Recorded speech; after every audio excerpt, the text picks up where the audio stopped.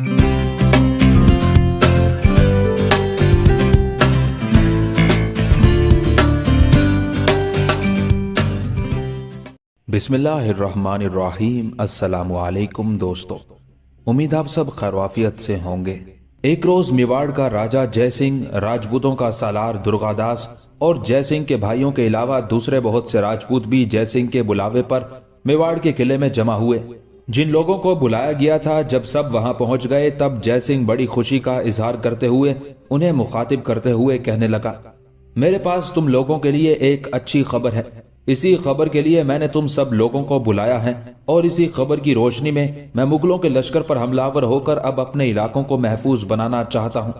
जो खबर मेरे मुखबिरों ने दी है उसके मुताबिक औरंगजेब आलमगीर का बेटा आजम अपने लश्कर के साथ फिर उस जगह पड़ाव कर गया है जहाँ वो कयाम करके मेरे बाप के खिलाफ जंगों में मसरूफ रहा था। गो हमारी ताकत और कुव्वत में इजाफे का सुनकर वो एक कोहिस्तानी सिलसिले की तरफ हट गया था, लेकिन अब लगता है उसकी मौत उसे उसके पुराने पड़ाव की तरफ ले आई है। मुखबिरों ने यह भी खबर दी है कि ओगर खान जो दक्कन के इलाके से एक मुहिम के सिलसिले में अजमेर की तरफ गया था, अजमेर से वो लौटा, पहले सूरत गया, सूरत से पूना, पूना से एतकाद खान के पास आया, एतकाद खान से मिलने के बाद वो औरंगजेब आलमगीर के बेटे आजम खान के पास आया। उसके पास उसने कयाम नहीं किया, बल्कि उससे कुछ अमूर पर सलाह मशवरा करने के बाद वो फिर वापस एतकाद खान की तरफ चला गया है।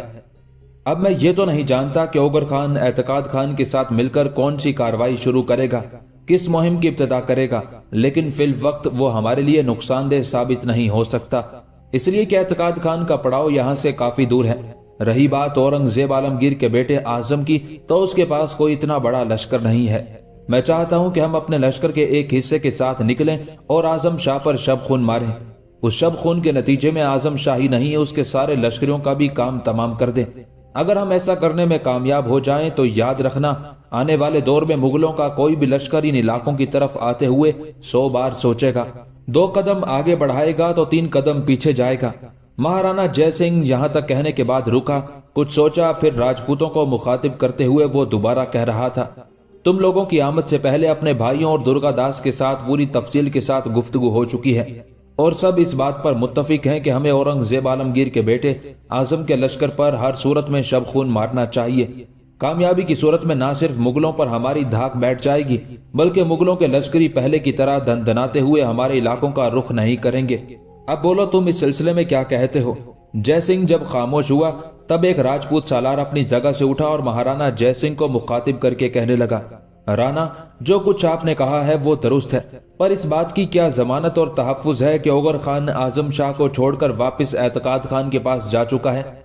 यह भी मुमकिन है कि जब हम आजम खान पर हमलावर हों तो वो इन इलाकों का रुख करे और हमारी कामयाबियों को नाकामियों में तब्दील कर दे। वो राजपूत सरदार जब खामोश हुआ तब महाराणा जय सिंह मुस्कुराता हुआ कहने लगा, तुम्हारे अंदेशे, तुम्हारे तहफ्फुजात दुरुस्त हैं, लेकिन हमारे मुखबिर वसौक के साथ बता चुके हैं कि ओगर खान आजम शाह से उस जगह मिला था जहां उसका पहला पड़ाव था। अब तो वो हमारे इलाकों के अंदर तक घुस आया है। उसने ये भी बताया कि ओगर खान वाकई एतकाद खान की तरफ जा चुका है और अगर हमारे शब खून मारने के नतीजे में ओगर खान या मुगलों का कोई और सालार आजम शाह की मदद के लिए पहुंच जाता है तो वो हमारा कुछ नहीं बिगाड़ सकता। इस वक्त जो आजम शाह लश्कर लेकर बैठा हुआ है, हमारे पास तो उससे 40 गुना बड़ा लश्कर है। हम सारे लश्कर को हरकत में नहीं लाएंगे, आधे के करीब लश्कर को लेकर निकलेंगे और इस अंदाज में शब खून मारेंगे कि आजम खान के सामने जान बचाने और भागने का कोई रास्ता खुला ना रहने देंगे। जय सिंह रुका, फिर अपनी बात को आगे बढ़ा रहा था, मेरे अजीजों, इस मौके पर मैं तुम लोगों से यह भी कह सकता हूं कि जिस तरह आजम शाह एक बार फिर हमारे इलाकों के अंदर अपने पुराने पड़ाव में आ गया है, इस मौके पर अगर ओगर खान के अलावा उसके साथ मुगलों का कोई और सालार भी अपने लश्कर के साथ मौजूद होता तब भी हम शब खून मारते, इसलिए कि अब हमारे पास इतना बड़ा लश्कर है जिसके साथ शब खून तो बहुत दूर की बात, अब हम खुले मैदानों में मुगलों से टकराकर उन्हें पसपा करने की हिम्मत रखते हैं। लिहाजा हमारे शब खून के नतीजे में अगर मुगलों का कोई और लश्कर भी कहीं से नमूदार होकर हमसे टकराता है तो उससे हमारी ताकत और कुव्वत में कोई फर्क नहीं पड़ेगा। हम हर सूरत में औरंगजेब आलमगीर के बेटे आजम को अपने सामने जेर करेंगे। कोशिश ये करेंगे कि आजम शाह को जिंदा गिरफ्तार कर लिया जाए और फिर उसके हवाले से औरंगजेब आलमगीर से कुछ मुराद हासिल की जाए। महाराणा जय सिंह के उस मंसूबे से सारे ही राजपूत सालारों ने इत्तेफाक किया था। लिहाजा जय सिंह के हुक्म पर आजम शाह पर शब खून मारने के लिए राजपूत बड़ी तेजी से तैयारियां करने लगे थे। दूसरी तरफ मुगल मुखबिर भी बड़ी तेजी बड़ी जांफिशानी से काम कर रहे थे। जय सिंह ने दुर्गादास और अपने दूसरे सालारों के साथ जो फैसला किया था, उस फैसले की खबर मुखबिरों ने जहां ओगर खान को पहुंचा दी थी, वहां आजम शाह को भी उससे मुतला कर दिया था। ओगर खान जरब लगाने के लिए मुस्तैद हो गया था, जबकि आजम शाह ने भी अपनी तैयारियों को आखिरी शक्ल दे दी थी। अपने पड़ाव के सामने और दाएं बाएं जो उसने मोर्चे और खंदकें खोदी थी, उनके अंदर उसने अपने अनगिनत तीरंदाज बिठा दिए थे और उनके पास उसने तीरों के ढेर लगा दिए थे। इस तरह महाराणा जय सिंह और दुर्गादास आजम शाह पर कामयाब शब खून मारने की तैयारी करने लगे थे, जबकि दूसरी तरफ ओगर खान और आजम शाह उनके शब खून को नाकाम बनाते हुए उन्हें बेपनाह नुकसान पहुंचाने की तैयारियों में लगे हुए थे। रात खासी गहरी होती जा रही थी। तारीख सीनाए शब पर गुनहगार जमीर की तरह चारों तरफ खामोशियां फैली हुई थी। ऐसे में दिलों में अजीब सा तजस्सुस, जहनों में तहय्युर, आंखों में हैरत और रूह में कल्पना तारी होने का समा बर्पा हो गया था। फिर वक्त की आंख ने देखा राजपूतों का लश्कर कोहिस्तानी सिलसिले के अंदर से तकरीबो वीरानियां फैलाती शोरीदा सर गहरी जुल्मत और हर गांव पर दोज़ख नुमा दरिंदगी खड़े कर देने वाले भूखे खूनख्वार भेड़ियों की तरह निकला था। राजपूत अपनी पूरी सफाकी और रिजालत के साथ औरंगजेब आलमगीर के बेटे आजम के लश्कर पर हमलावर होने के लिए बड़ी तेजी से आगे बढ़े थे। लेकिन राजपूतों की बदकिस्मती कि वो अभी तक दो तरह के इंतजामात से बिल्कुल बेखबर और गाफिल थे।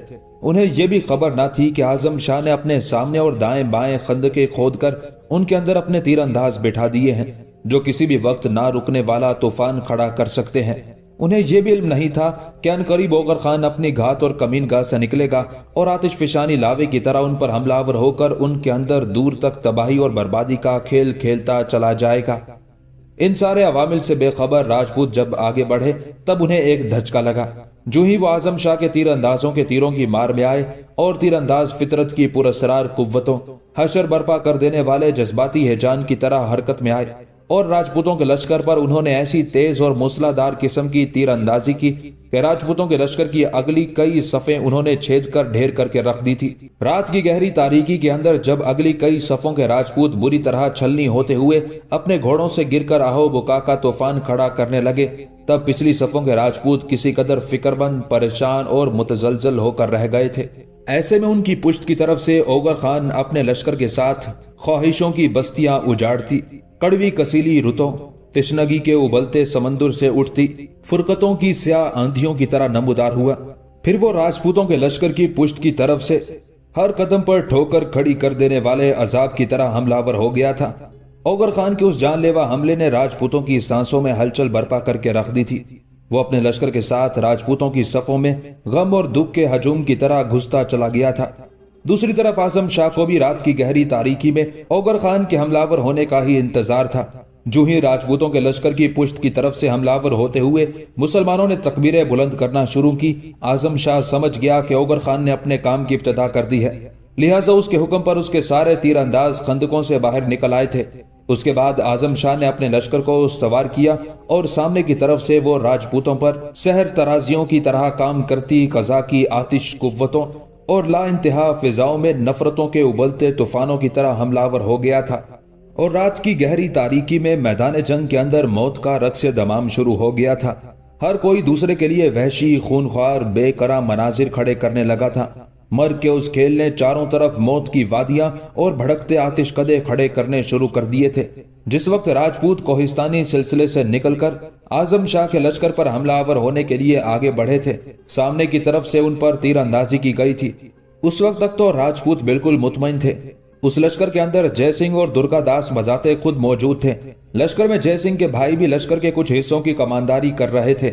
जब सामने की तरफ से आजम शाह के लश्करियों ने तीरों की बाड़े मारकर राजपूतों को नुकसान पहुंचाया, तो राजपूतों के लश्कर में लम्हा भर के लिए अफरा तफरी और बदनज़मी जरूर उठी थी।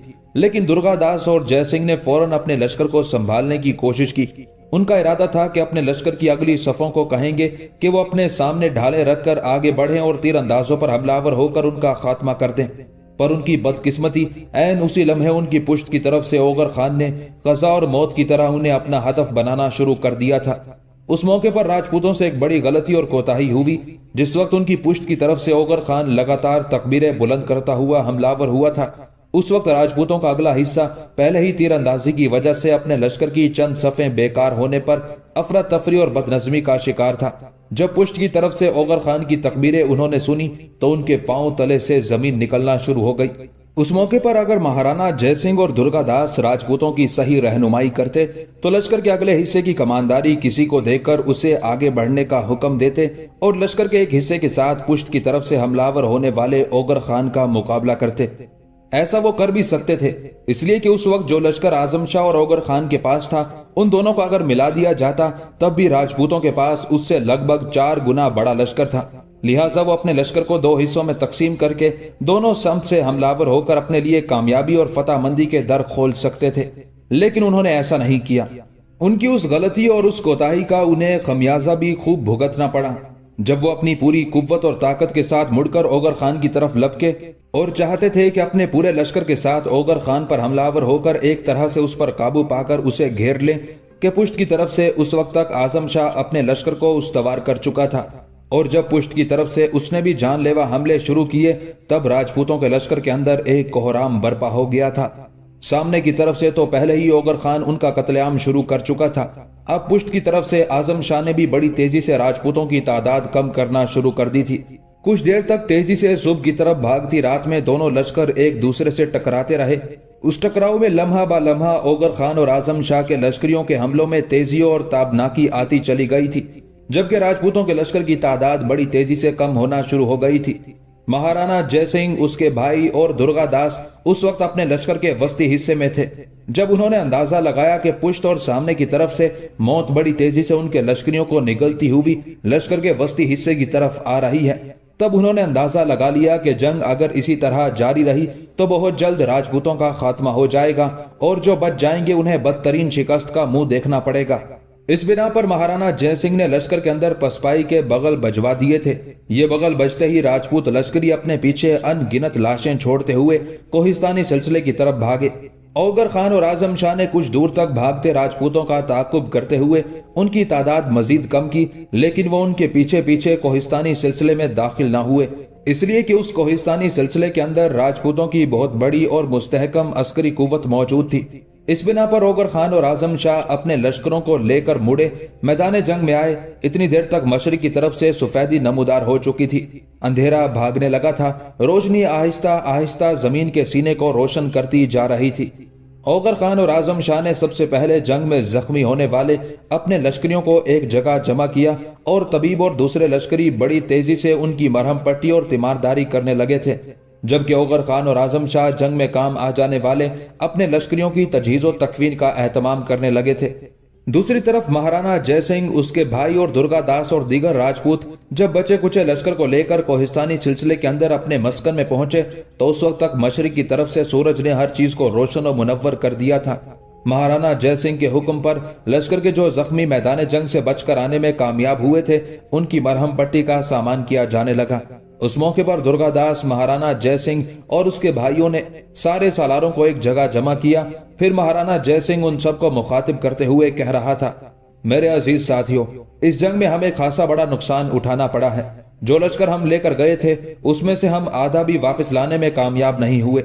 अगर ऐसी सूरत में फतहमंदी हमारे कदम चूमती तो मुझे अपने इन लश्करियों की कुर्बानी का इतना दुख और सदमा ना होता, लेकिन अब इन हालात ने मुझे परेशान और फिक्रमंद कर दिया है।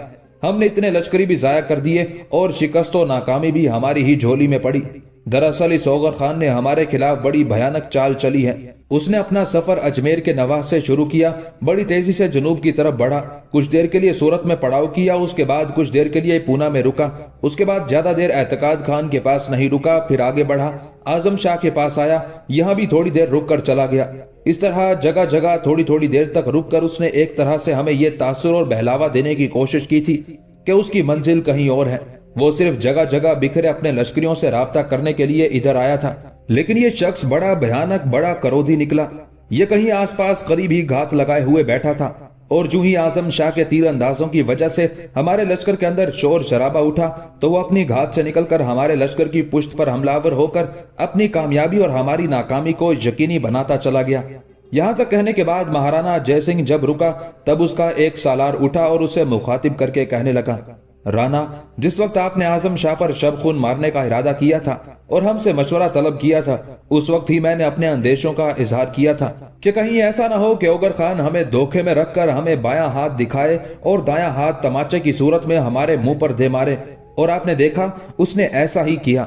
वो यहाँ से गया नहीं था, आसपास ही छुपा हुआ था। हमारी इस नाकामी और हमारी इस बदबख्ती की एक वजह हमारे मुखबिरों और तिलाया घरों की नाकामी भी है। उन्होंने क्यों हमें इतला ना दी कि ओगर खान यहाँ से कहीं दूर नहीं गया, करीब ही उसने घात लगा ली है। और जब हम शब खून मारने गए तो वो भी अपनी कमीनगाह से निकलकर हम पर टूट पड़ेगा। वो सालार जब खामोश हुआ तब तौसीफी अंदाज में उसकी तरफ देखते हुए महाराणा जयसिंह कहने लगा, मेरे अजीज, तू ठीक कहता है। अगर हमारे मुखबिर हमें यह इतला दे चुके होते कि आजम शाह अकेला नहीं है, इन्हीं इलाकों के अंदर ओगर खान भी घात लगाए हुए हैं, तो फिर यकीनन हम हमलावर होने का दूसरा रुख इख्तियार करते। इस कोहिस्तानी सिलसिले से निकलकर अपने लश्कर को 2 हिस्सों में तकसीम करते। एक हिस्सा मैं लेकर आजम शाह पर हमलावर हो जाता और दूसरे हिस्से की कमानदारी दुर्गा दास करते हुए ओगर खान का रुख करता, और जहां उसने घात लगाई हुई थी वहीं उस पर हमलावर होकर उसके लश्कर को उधेड़ कर रख देता। लेकिन अफसोस, अपने मुखबिरों की नाकामी, उनकी कोताही और गफलत की वजह से हम ऐसा करने में कामयाब ना हो सके। अब हमें अपनी हिफाजत और तहफ़्फ़ुज़ के लिए 2 इक़दामात करने होंगे। पहला ये कि अपने मुखबिरों और तिलाया घरों को खूब तनबीह करके उनके जिम्मे ये काम लगाया जाए कि वो ओगर खान और आजम शाह की नकलो हरकत से मुतालिक हमें पल पल की खबरें देते रहें। साथ ही इस कोहिस्तानी सिलसिले के अंदर दाखिल होने वाले दर्रों पर भी कड़ी निगाह रखें, ताकि कोहिस्तानी सिलसिले के अंदर दाखिल होकर हमें कोई नुकसान ना पहुंचाए। इस शिकस्त के बाद हमें दूसरा कदम ये उठाना होगा कि फिलहाल बिल्कुल खामोशी इख्तियार कर ली जाए और ये तासुर देने की कोशिश की जाए कि इस शिकस्त के बाद हमारे लश्कर की कमर टूट गई है और वह मुगलों के साथ मजीद कोई जंग नहीं करना चाहते। इस खामोशी के दौरान मरहट्टों और बीजापुर वालों से राब्ता कायम करके उनसे मशवरा किया जाए और ऐसा तरीकाकार इख्तियार किया जाए कि बेयक वक्त मुगलों के लश्कर पर हमलावर होकर उनके लिए कई महाज खोले जाएं। इस तरह उनके लश्करियों को मुख्तलिफ हिस्सों में बंटने पर मजबूर करके उन्हें कमजोर करते हुए अपने लिए फवायद हासिल करने की कोशिश करें। महाराणा जयसिंह और दुर्गा दास के सालारों ने उससे इत्तेफाक किया था। फिर सब हरकत में आए और अपने जख्मियों की देखभाल करने के लिए निकल खड़े हुए थे। महाराणा जयसिंह उसके भाइयों और दुर्गा दास को बदतरीन शिकस्त देने और उनके शब खून को नाकाम बनाने के बाद अगले रोज जिस वक्त ओगर खान और आजम शाह दोनों अपने जख्मी होने वाले लश्करियों की देखभाल कर रहे थे, उस मौके पर लश्कर के अंदर शामिल सारी औरतें भी बड़े खलूस के साथ उस काम में मसरूफ थी।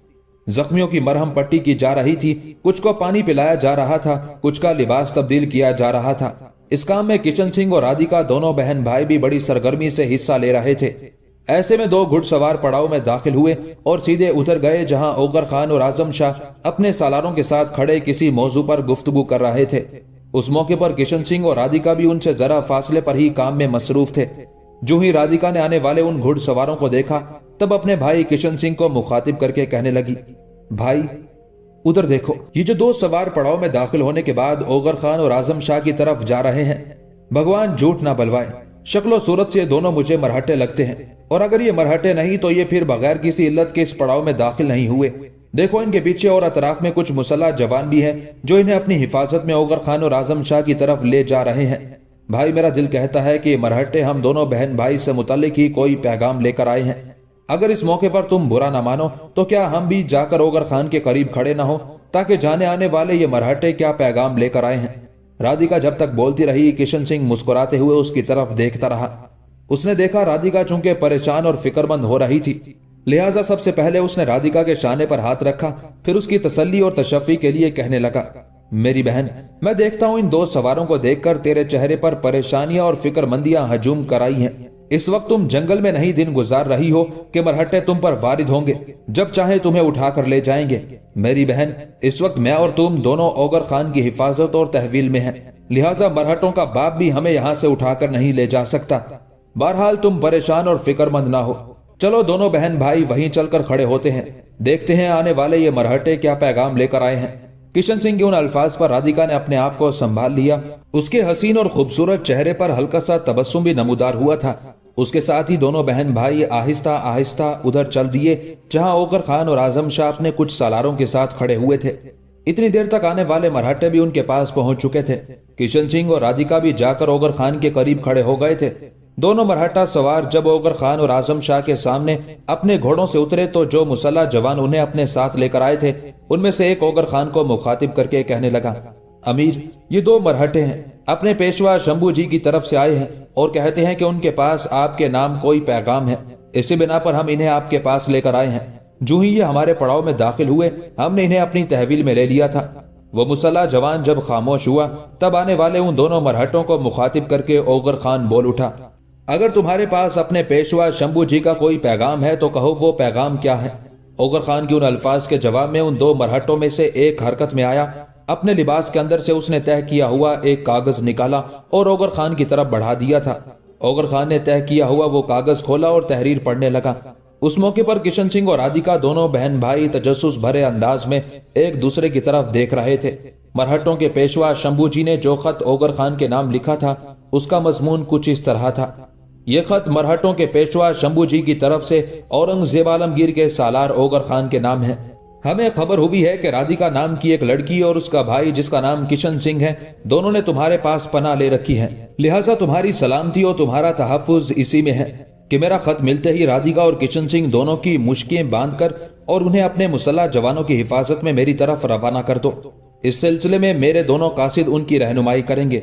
अगर तुम ऐसा करोगे तो हम तुम्हें जिंदा और सलामत रहने देंगे, और अगर हमारे हुक्म की तामील नहीं करोगे तो फिर तुम जानते हो मरहटे जो वादा करते हैं वो पूरा करके ही रहते हैं, और मैं ये वादा करता हूं कि तुम्हारी गर्दन काट कर रहूंगा। शंभू जी ने अपने खत में मजीद लिखा था, मुझे पूरे हालात से आगाही हुई है। राधिका और उसके भाई किशन सिंह ने पहले पूना में मुगलों के वाली जय सिंह के यहाँ पनाह ली थी। जय सिंह की बेटी शीतल चूंकि तुम्हें पसंद करती है, जय सिंह तुम्हारा मुतवक्के सुसर भी है, इस बिना पर तुम उसकी इज्जत और तकरीम भी करते हो, और उसके कहने पर तुमने राधिका और किशन सिंह को अपनी तहवील में ले लिया है। इससे पहले भी एक कासिद जय सिंह की तरफ गया था, लेकिन उसने तुम्हारी ताकत और कुव्वत के बलबोते पर राधिका और किशन सिंह को हमारे हवाले करने से इनकार कर दिया था और दोनों को तुम्हारी पनाह में दे दिया था। देखो, इन दोनों बहन भाई को अपने पास रखना तुम्हारे लिए किसी भी तरह सूदमंद नहीं है।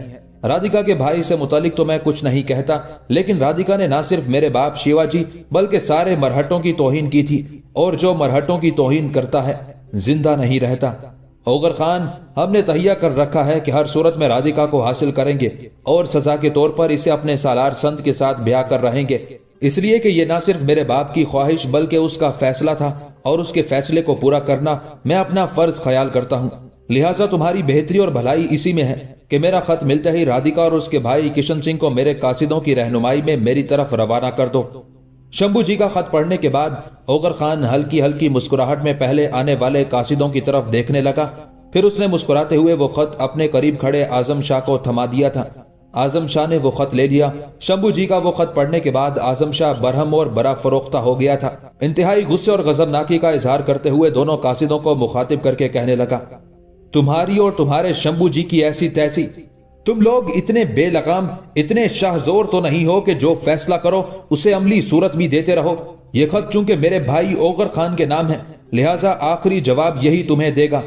ओगर खान ने आजम शाह से खत लेकर अपने करीब ही खड़े किशन सिंह को थमा दिया था और दोनों बहन भाई वो खत पढ़ने लगे थे। उसके साथ ही ओगर खान ने शंभू जी के कासिदों को मुखातिब करते हुए कहना शुरू किया, तुम चूंकि कासिद हो लिहाजा मैं तुमसे कुछ नहीं कहता। अगर तुम दोनों कासिदों में से किसी ने हमारे लिए ऐसे अल्फाज इस्तेमाल किए होते तो मैं उनकी नाक और कान काट कर शंभू जी की तरफ रवाना कर देता। वापिस जाना और शंभू जी से जाकर कहना, शंभू जी, जो अल्फाज तुमने अपने खत में लिखे हैं उनको अब तुम नहीं बल्कि हम अमली सूरत देंगे। शंभू जी से जाकर कहना कि अब वो बच कर रहे। मैं सारे लोगों के सामने अहद करता हूँ, बल्कि कसम खाता हूँ कि अगर खुदाबंद कदूस ने मुझे तौफीक और जिंदगी दी तो मैं शंभू जी को गिरफ्तार करके अपने अमीर मोहतरम औरंगजेब आलमगीर की खिदमत में पेश करूंगा। यहाँ तक कहने के बाद ओगर खान रुका, फिर उन्हीं कासिदों को मुखातिब करके कहने लगा, जहां तक राधिका और उसके भाई किशन सिंह का ताल्लुक है तो इनकी हैसियत अब हमारे यहाँ सिर्फ मेहमान ही की नहीं रही, बल्कि वो अब हमारे अजीजो अकारिब की सूरत इख्तियार कर चुके हैं, और जो कोई अपने अजीजो अकारिब को इस तरह दूसरों के हवाले करता है तो हमारे यहाँ वो बेहमियत और बेगैरत कहलाता है। वापिस जाओ और शंभू जी से जाकर कहना अब मुझसे बचकर रहे, इसलिए कि मैं ना सिर्फ अब उसके सालार संत को अपने हाथों से कत्ल करूंगा बल्कि शंभू जी को गिरफ्तार करके अपने अमीर मोहतरम के सामने जरूर पेश करूंगा। ये मेरी जिंदगी का अहद है, और अगर खुदावंदे कदूस ने मुझे मोहलत दी तो अपने अहद को मैं खूब पूरा करूंगा। अब तुम दोनों जा सकते हो। اس کے ساتھ ہی دونوں مرہٹے اپنے گھوڑوں پر سوار ہوئے اور وہاں سے چلے گئے تھے۔ دونوں مرہٹوں کے جانے کے بعد اوغر خان نے ایک گہری نگاہ اپنے پہلو میں کھڑے کشن سنگھ اور رادھیکا پر ڈالی اور دیکھا رادھیکا اب فکر مند اور پیلی ہو رہی تھی۔ کچھ دیر تک اس کی طرف دیکھتے ہوئے اوغر خان مسکراتا رہا، پھر اس سے مخاطب کیا، رادھیکا، میں دیکھتا ہوں تم پریشان اور فکر مند ہو رہی ہو۔ دیکھو کشن سنگھ کی بہن، ایسے بھونکنے والے کتے تو روز تمہیں حاصل کرنے کے لیے آتے رہیں گے۔ میں تمہیں ضمانت دیتا ہوں کہ جب تک میں زندہ ہوں سنت اور شمبھو جی یا ان کے لشکری تمہیں میلی آنکھ سے بھی نہ دیکھ سکیں گے، اور میں تمہیں یہ بھی وعدہ دیتا ہوں کہ عنقریب میں نہ صرف سنت کا کٹا ہوا سر تیرے سامنے پیش کروں گا بلکہ شمبھو جی کو گرفتار کر کے اپنے امیر محترم کی طرف روانہ کروں گا، اور یہ دونوں مناظر تم اپنی آنکھوں سے دیکھو گی۔ اوغر خان جب خاموش ہوا تب اپنے خوبصورت لبوں پر زبان پھیرتے ہوئے رادھیکا کہنے لگی، امیر، میں اور میرا بھائی دونوں آپ کے شکر گزار ہیں کہ آپ ہمیں اس طرح مرہٹوں کے خلاف تحفظ اور پناہ فراہم کر رہے ہیں۔ یہاں تک کہتے کہتے رادھیکا کو خاموش ہو جانا پڑا، اس لیے کہ ایک سوار اپنے گھوڑے کو سر پر دوڑاتا ہوا وہاں آیا، جست لگا کر اپنے گھوڑے سے اترا۔ اوغر خان اسے پہچان گیا، وہ اس کے مخبروں میں سے ایک تھا، اور اسے دیکھتے ہوئے اوغر خان مسکرانے لگا تھا۔ آنے والا سوار جب اپنے گھوڑے سے اتر کر اوغر خان کے قریب آیا تب اوغر خان نے اسے مخاطب کیا، میرے عزیز، کیا تو ہمارے لیے کوئی اچھی خبر لے کر آیا ہے؟ اس پر آنے والا مخبر مسکراتے ہوئے کہنے لگا، امیر، یقیناً میں اچھی خبر لے کر آیا ہوں۔ شکست کھانے کے بعد جے سنگھ، درگا داس اور ان کے سالار کوہستانی سلسلے کے اندر جمع ہوئے اور فی الحال انہوں نے اپنی کارروائیوں کو معطل رکھنے کا فیصلہ کر لیا ہے۔ ساتھ ہی ہمارے خلاف اب حرکت میں آنے سے پہلے وہ مرہٹوں اور بیجاپور والوں سے مشورہ کریں گے۔ پہلی مجلس میں یہی فیصلہ ہوا تھا۔ اس کے بعد ایک اور بڑا مشورہ ہوا، وہ یہ کہ درگا داس جو حقیقت میں مارواڑ کا رہنے والا ہے وہاں سے بھاگ کر میواڑ آیا ہوا ہے۔ وہ اپنے مسلح ساتھیوں کے ساتھ اب میواڑ سے روانہ ہو کر واپس مارواڑ کی طرف چلا گیا ہے۔ اب دیکھیں درگا داس یہاں سے نکل کر مارواڑ میں جا کر کیا کارروائیاں کرتا ہے۔ فی الحال میواڑ میں راجپوتوں کی طرف سے کسی رد عمل کا اظہار نہیں کیا جائے گا۔ آنے والے اس مخبر کی اس اطلاع پر اوغر خان اور اعظم شاہ خوش ہو گئے تھے، پھر دونوں پہلے کی طرح اپنے کام میں لگ گئے تھے۔ جے سنگھ اور درگا داس کو شکست دینے کے بعد اوغر خان نے اپنے حصے کے لشکر کے ساتھ اعظم شاہ کے پڑاؤ ہی میں قیام کر لیا تھا۔ ایسا اس نے احتیاط کے طور پر کیا تھا۔ چند ہفتے بعد جبکہ ایک روز اوغر خان اور اعظم شاہ فجر کی نماز کے بعد فارغ ہوئے تھے کہ چار گھڑ سوار ان کے قریب آ کر اپنے گھوڑوں سے اترے۔ ان کے ساتھ لشکر کے کچھ مسلح جوان بھی تھے۔ چاروں اعظم شاہ اور اوغر خان کے قریب آئے، پھر ان میں سے ایک اوغر خان کی طرف دیکھتے ہوئے کہنے لگا، امیر، ہم میر محترم کی طرف سے آپ کے لیے ایک انتہائی اہم پیغام لے کر آئے ہیں، اور پیغام یہ ہے کہ آپ اپنے حصے کے لشکر کے ساتھ یہاں سے نقل مکانی کر کے راٹھوروں کے خلاف حرکت میں آئے۔ حالات نے ایک دم پلٹا کھایا ہے۔ درگا داس نام کا راجپوت جو بنیادی طور پر راٹھور کہلاتا ہے، وہ مارواڑ سے نکل کر پہلے ان علاقوں میں آیا تھا، لیکن یہاں شکست کھانے کے بعد وہ واپس گیا ہے، اور واپس جا کر اس نے مارواڑ کے علاقوں میں تباہی اور بربادی کا کھیل کھیلنا شروع کر دیا ہے۔ شاید ان علاقوں میں جو اسے شکست ہوئی اس کا انتقام اس نے مارواڑ میں جا کر لینا شروع کر دیا ہے۔ اس صورتحال کو سامنے رکھتے ہوئے میر محترم نے فیصلہ کیا ہے کہ آپ اور آپ کا بھائی رنمست خان دونوں مل کر مارواڑ کے راجپوتوں کے خلاف حرکت میں آئیں گے اور انہیں متی اور فرما بردار بنا کر رہیں گے۔ میر محترم کی طرف سے روانہ ہونے کے بعد میں اور میرے ساتھی پہلے رنمست خان کی طرف گئے تھے، اسے یہ پیغام دیا، اب رنمست خان ہمارے پیچھے پیچھے اپنے لشکر کے ساتھ بڑی برق رفتاری سے آپ کے پڑاؤ کا رخ کیے ہوئے ہیں۔ تھوڑی دیر تک وہ بھی اپنے لشکر کے ساتھ یہاں پہنچ جائے گا، لہٰذا ہمارے پاس آپ دونوں کے لیے میر محترم کا یہی حکم ہے کہ آپ دونوں مارواڑ کے خلاف حرکت میں آئیں گے، اور دکن کی مہموں کو فی الحال التوا میں ڈال دیا جائے گا۔ جہاں تک محترم اعظم شاہ کا تعلق ہے، ان کے لیے میر محترم کا یہی حکم ہے کہ جس طرح ان دنوں اعتقاد خان مرہٹوں کی نگرانی کر رہا ہے اور ان پر نگاہ رکھے ہوئے ہیں، اسی طرح یہ بھی میواڑ کے راجپوتوں کے خلاف جنگ کو التوا میں ڈالتے ہوئے پیچھے ہٹ جائیں گے اور صرف ان پر نگاہ رکھیں گے۔ میر محترم نے دلیر خان کے لیے بھی ایسے ہی احکامات جاری کر دیے ہیں، فی الحال وہ بھی بیجاپور والوں کے خلاف اپنی مہم کو التوا میں ڈال دے۔ ان دنوں میر محترم اپنی ساری توجہ مارواڑ کے راجپوتوں پر رکھنا چاہتے ہیں، اس لیے کہ مارواڑ کے راجپوتوں نے ایک بہت بڑا لشکر جمع کر لیا ہے، جس کے ساتھ وہ جگہ جگہ تباہی و بربادی اور لوٹ مار کا کھیل کھیل رہے ہیں۔ یہاں تک کہنے کے بعد وہ مخبر جب خاموش ہو گیا تب اوغر خان اعظم شاہ کی طرف دیکھتے ہوئے کہنے لگا، اعظم شاہ میرے بھائی، میرے اور تمہارے دونوں لشکریوں نے ابھی کھانا کھانا ہے۔ میں حکم جاری کرنے لگا ہوں کہ میرے لشکری فوراً کھانا کھانے کے بعد اپنا پڑاؤ یہاں سے اٹھا کر کوچ کرنے کی تیاری کر لیں۔ اس کے ساتھ ہی میں اوغر خان اپنی بات مکمل نہ کر سکا، اس لیے کہ اعظم شاہ مسکراتے ہوئے بول اٹھا، میرے بھائی، یہ بھی حکم جاری کرو کہ رنمست خان کے لشکریوں کے لیے بھی کھانا تیار کیا جائے۔ मेरा अंदाजा है कि उन्होंने भी सुबह का खाना खाना होगा। आजम शाह के खामोश होने पर ओगर खान ने आने वाले मुखबिरों की तरफ देखते हुए जब कुछ कहना चाहा तो उससे पहले ही एक मुखबिर बोल उठा, मोहतरम आजम शाह का कहना दुरुस्त है, रनमस खान के लश्कर ने अभी तक सुबह का खाना नहीं खाया। उन अल्फाज के जवाब में ओगर खान ने अपने उन साथियों की तरफ देखा जो उन मुखबिरों को लेकर आए थे, फिर उन्हें मुखातिब करके कहने लगा, वापिस जाकर रनमस खान के लश्कर के लिए भी खाना तैयार करने का हुक्म दो और साथ ही मेरे लश्करियों को यह भी सुना दो कि खाना खाने के बाद यहाँ से कूच किया जाएगा, इसलिए अपने खेमे उखेड़कर अपनी तैयारी मुकम्मल कर लें। ओगर खान के उन अल्फाज के साथ ही वो मुसल्ला जवान पीछे हट गए थे। उस मौके पर ओगर खान ने आने वाले मुखबिरों को मुखातिब किया, तुम भी मेरे इन साथियों के साथ जाओ, कुछ देर आराम कर लो, खाना भी खाओ, इसके बाद यहाँ से कूच करते हैं। लिहाजा वो मुखबिर भी वहां से हट गए थे। कोई ज्यादा देर ना गुजरी थी कि रनमस खान अपने हिस्से के लश्कर के साथ वहां आन पहुंचा था। ओगर खान और आजम शाह जहां खड़े हुए थे, अपने घोड़े को दौड़ाता हुआ रनमस्त वहीं आया था। घोड़े से उतरा, मुस्कुराता हुआ दोनों की तरफ बढ़ा। बारी बारी दोनों उससे गले मिले। उस मौके पर आजम शाह रनमस्त की तरफ गौर से देखते हुए और मुस्कुराते हुए कहने लगा, रनमस्त मेरे अजीज भाई, सबसे पहले मैं तुम्हें तुम्हारी मंगनी पर मुबारकबाद पेश करता हूँ। साथ ही शिवाजी को ठिकाने लगाने के लिए भी तुम मुबारकबाद लेने के लायक और काबिल हो। जवाब में रनमस्त खान ने आजम का शुक्रिया अदा किया, फिर ओगर खान की तरफ देखते हुए कहने लगा, भाई मेरे ख्याल में जो अहकामात मुझे मीर मोहतरम की तरफ से मिले हैं वो आपको भी अब तक मिल चुके होंगे, इसलिए कि वही कासिद मेरे लश्कर के आगे आगे आपके पड़ाव की तरफ भी आए हैं। अब आपका क्या लाहे अमल है। जवाब में बड़े प्यारे अंदाज में आगे बढ़कर ओगर खान ने पहले रनमस्त खान का शाना थपथपाया, फिर कहने लगा, मेरे अजीज भाई, अगर तुम और तुम्हारे लश्करी थकावट महसूस नहीं कर रहे तो मैं आने वाली शब को यहाँ से कूच करना पसंद करूंगा। जो मुखबिर पैगाम लेकर आए हैं वही उन इलाकों तक हमारी रहनुमाई करेंगे जहां हमने अपनी कार्रवाइयों की इब्तिदा करनी है। ओगर खान के खामोश होने पर बेपनाह खुशी का इजहार करते हुए रनमस्त खान कहने लगा, आप मेरी और मेरे लश्करियों की थकावट का बिल्कुल कोई ख्याल ना करें। आप यूं जाने हम बिल्कुल ताज़ा दम हैं। बहरहाल आने वाली शब को यहाँ से कूच करेंगे। उसके साथ ही तीनों आगे बढ़े। रनमस्त खान के लश्करियों का पड़ाव कायम किया, लश्करियों को आराम करने का हुक्म दिया, साथ ही उनके लिए खाना भी तैयार किया जाने लगा था। इस तरह रनमस्त ने आने वाली शब तक वहां कायम किया। फिर ओगर खान और रनमस्त खान दोनों अपने अपने लश्कर को लेकर आने वाले कासिदों की रहनुमाई में अपनी नई मुहिम का रुख कर रहे थे। किशन सिंह और राधिका दोनों बहन भाई भी उनके साथ थे और ओगर खान ने उन दोनों बहन भाई का तारुफ रनमस्त खान से भी करवा दिया था। जहां तक मारवाड़ के राजपूतों का ताल्लुक है तो ये लोग अक्सर व बेशतर मुख्तलिफ हुक्मरानों के दौर में सहराओं और कोहिस्तानी सिलसिलों पर कब्जा करते रहे। कभी कभी वो मैदानी इलाकों पर भी हमलावर होकर काफिलों को लूट लेते, गाहे बगाहे अपनी कुव्वत में इजाफा करते, मुगल चौकियों पर भी कब्जा कर लेते और आसपास के इलाकों में लूट मार करते रहते। राजपूतों ने अपना ये सिलसिला मुख्तलिफ हुक्मरानों के दौर में जारी रखा। अक्सर व बेशतर इनकी इस लूट मार की वजह से बदअमनी के बाइस फसलों की हालत तबाह हो जाती और शदीद कहत पड़ जाता था।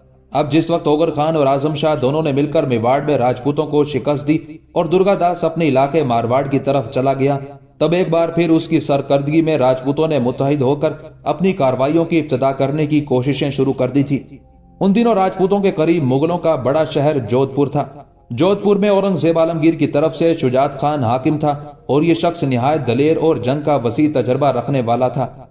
राजपूत अभी अपने लश्कर को मुत्तहिद करके शुजात खान के खिलाफ कार्रवाइयों की इब्तिदा ही करने वाले थे कि उन्हें खबर हुई कि ओगर खान और रनमस्त खान बड़ी बर्क रफ्तारी से अपने हिस्से के लश्करियों के साथ जोधपुर का रुख कर रहे हैं।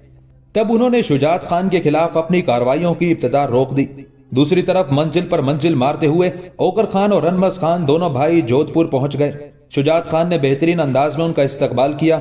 दुर्गादास और राजपूतों के दूसरे सालार अजीत सिंह ने जब देखा कि शुजात खान के पास ओगर खान और रनमस्त खान भी पहुंच गए हैं, तब उन्हें अपनी जानों का खतरा लाहक हो गया। उन इलाकों में शुजात खान पहले ही उनके लिए वबाले जान बना हुआ था और अब ओगर खान और रनमस्त खान के आ जाने के बाइस राजपूतों की हवा निकल कर रह गई थी। लिहाजा आपस में सलाह मशवरा करने के बाद राजपूतों ने उस सिलसिले में शुजात खान से मशवरा किया और उन्होंने शुजात खान के साथ मुआहिदा कर लिया और जमानत दी कि इन इलाकों में अमन व अमान से रहेंगे। शुजात खान ने उनसे यह भी वादा लिया कि अगर राजपूत ताजिरों और तिजारती कारवानों को लूटना बंद कर दें, बगावत और सरकशी से हाथ खींच लें, तो इन इलाकों में जो तिजारत पर महसूल आयद है उसका चौथाई हिस्सा राजपूतों को मिलता रहेगा। दुर्गादास और उसका नायब अजीत सिंह उस मुआहिदे पर मुतमईन हो गए, इसलिए कि वो जानते थे कि अगर उन्होंने इस मुआहिदे को मानने से इनकार कर दिया تو شجاعت خان اوغر خان رنمست خان کے ساتھ ان کے خلاف حرکت میں آئے گا اور مارواڑ کے پورے علاقے میں انہیں کہیں بھی سر چھپانے اور پاؤں جمانے کی مہلت نہ دے گا۔ اس بنا پر وقتی طور پر شجاعت خان اوغر خان اور رنمست خان کے سامنے راجپوت دب سے گئے تھے۔ راجپوتوں کے صلح کرنے اور اطاعت اختیار کرنے کے بعد بھی اوغر خان اور رنمست خان نے چند دن تک جودھ پور میں احتیاطاً قیام کیا۔ جب انہوں نے دیکھا کہ حالات اب معمول پر آ گئے ہیں اور راجپوت کوئی نئی شرارت کھڑی نہیں کریں گے، تب وہ جودھ پور سے کوچ کر گئے تھے۔ رنمست خان تو پہلے کی طرح بیجاپور کے محاذ پر دلیر خان کی طرف چلا گیا تھا، جبکہ اوغر خان نے اعتقاد خان کا رخ کیا تھا، اس لیے کہ میواڑ کے راجپوتوں کو کمزور کرنے اور ان پر کڑی ضرب لگانے کے بعد پہلے سے طے شدہ لاہے عمل کے مطابق اب وہ اعتقاد خان کے ساتھ مرہٹوں کے خلاف حرکت میں آنے کا منصوبہ بنا چکا تھا۔ اوغر خان جب اعتقاد خان کے پڑاؤ میں پہنچا تو اعتقاد خان نے پہلے کی طرح اس کا شاندار استقبال کیا۔ اسے چونکہ اوغر خان اور اس کے لشکریوں کے آنے کی اطلاع ہو چکی تھی، لہٰذا ان کی آمد سے پہلے ہی ان کے کھانے کا اہتمام کر رکھا تھا۔ اپنے لشکر کے ایک پہلو میں اوغر خان کے لشکریوں کے لیے خیمے نصب کرا دیے گئے تھے۔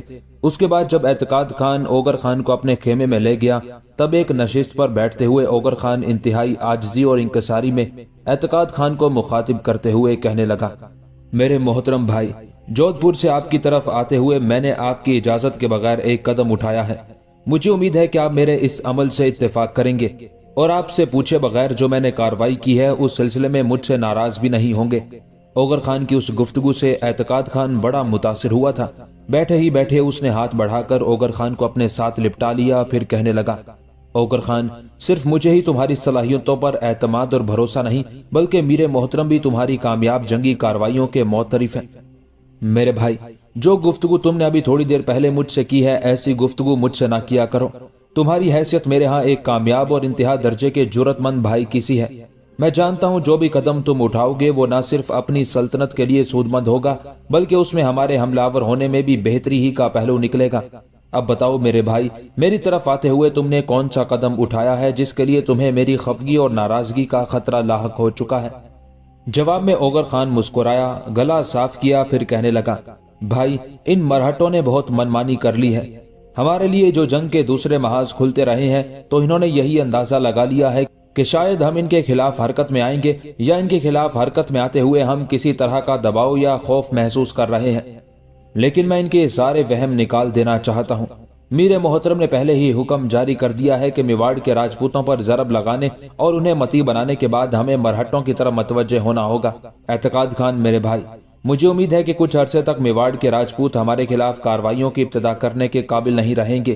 ویسے بھی انہوں نے مل کر جو فیصلہ کیا ہے وہ یہ ہے کہ فی الحال وہ خاموشی اختیار کیے رکھیں گے اور آئندہ جو بھی قدم اٹھائیں گے وہ بیجاپور والوں اور مرہٹوں سے مشورہ کرنے کے بعد اٹھائیں گے۔ میرے خیال میں اس موقع پر اگر ہم مرہٹوں کے خلاف کارروائیاں شروع کر دیں اور کچھ مارکوں میں مرہٹوں کو شکست دے کر اپنے سامنے دبنے پر مجبور کر دیں تو یہ راجپوت خود ہی جھاگ کی طرح بیٹھ کر خاموش ہو جائیں گے۔ میرے محترم بھائی، جودھ پور سے تمہاری طرف آتے ہوئے راستے میں میں نے اپنے کچھ مخبر مرہٹوں کے علاقوں کی طرف پھیلا دیے ہیں۔ ان کے ذمہ میں نے یہ کام لگایا ہے کہ مرہٹوں نے جو اپنے لشکر کو کئی حصوں میں تقسیم کر کے مختلف علاقوں میں کارروائیاں شروع کی ہیں وہ سب ان پر نگاہ رکھیں، پھر ان کی باقاعدہ اطلاع مجھے دیں اور ان اطلاعات کی روشنی میں ہم فیصلہ کریں گے کہ ہمیں مرہٹوں پر ضرب لگانے کے لیے پہلے کس جگہ اور ان کے کس سالار کا انتخاب کرنا چاہیے۔ یہاں تک کہنے کے بعد اوغر خان جب خاموش ہوا تب مسکراتے ہوئے اعتقاد خان بول اٹھا، تو اس کا مطلب ہے کہ یہی وہ غلطی ہے جو تم نے کی اور جس کی وجہ سے تم میرے ساتھ بڑی عاجزی اور انکساری میں گفتگو کر رہے تھے۔ میرے عزیز بھائی، قسم اللہ پاک کی جو قدم تم نے اٹھایا ہے وہ میری خواہش و میرے ارادے کے عین مطابق ہے۔ اگر راستے میں تم اپنے مخبروں کو مرہٹوں کی طرف نہ بھجواتے تو تمہاری آمد کے تھوڑی دیر بعد یہی کام میں کر گزرتا، اس لیے کہ اب وقت آ گیا ہے کہ مرہٹوں کے خلاف فیصلہ کن کارروائی کی جائے اور ان پر ثابت کیا جائے کہ ہم ان کی طرف سے غافل نہیں ہیں۔ ان کی کارروائیاں جو ان دنوں جاری ہیں ہماری نگاہوں میں ہیں، ہم بیدار ہیں اور ان کے خلاف کامیابی کے ساتھ کارروائیاں کرنے کے قابل بھی ہیں۔ یہاں تک کہنے کے بعد اعتقاد خان رکا، پھر گفتگو کو آگے بڑھاتے ہوئے وہ مزید کہہ رہا تھا، اوغر خان، یقین جانو میں یہاں پتھر کی طرح ایک عرصے سے پڑاؤ کیے ہوئے ہوں، بالکل جامد اور ساکت دن گزار رہا ہوں۔ ایسے دن گزارنا ایک سالار کے لیے انتہا درجے کے دشوار ہو جاتے ہیں۔ اب تمہارے آنے سے مجھے ایک طرح کا سکون ہوا ہے کہ تم ارد گرد کی مہموں سے فارغ ہونے کے بعد اب میرے پاس آئے ہو۔ اب دونوں مل کر مرہٹوں کے خلاف کارروائیاں کریں گے۔ میرے بھائی، जो मुखबिर तुमने रवाना किए हैं, जो ही हमें वो मरहटों के खिलाफ कोई इत्तला देते हैं तो हम मरहटों के खिलाफ अपनी कार्रवाइयों की इब्तिदा करेंगे। यहाँ तक कहने के बाद एतकाद खान रुका, कुछ सोचा, फिर दोबारा वो ओगर खान को मुखातिब करते हुए कह रहा था, मेरे अजीज भाई, चंद दिन पहले कुछ मुखबिर दहली से इन इलाकों की तरफ आए थे और उनके जरिए पता चला था कि मीर मोहतरम अनकरीब खुद भी दक्कन की तरफ तशरीफ लाना चाहते हैं और अपने साथ एक लश्कर भी लेकर आएंगे। उन मुखबिरों ने यह भी इंकशाफ किया था कि मीर मोहतरम ने अपने बेटे मुअज्जम अली को भी अपने पास रोक रखा है और मुअज्जम अली को भी वो अपने साथ दक्कन की तरफ लेकर आएंगे।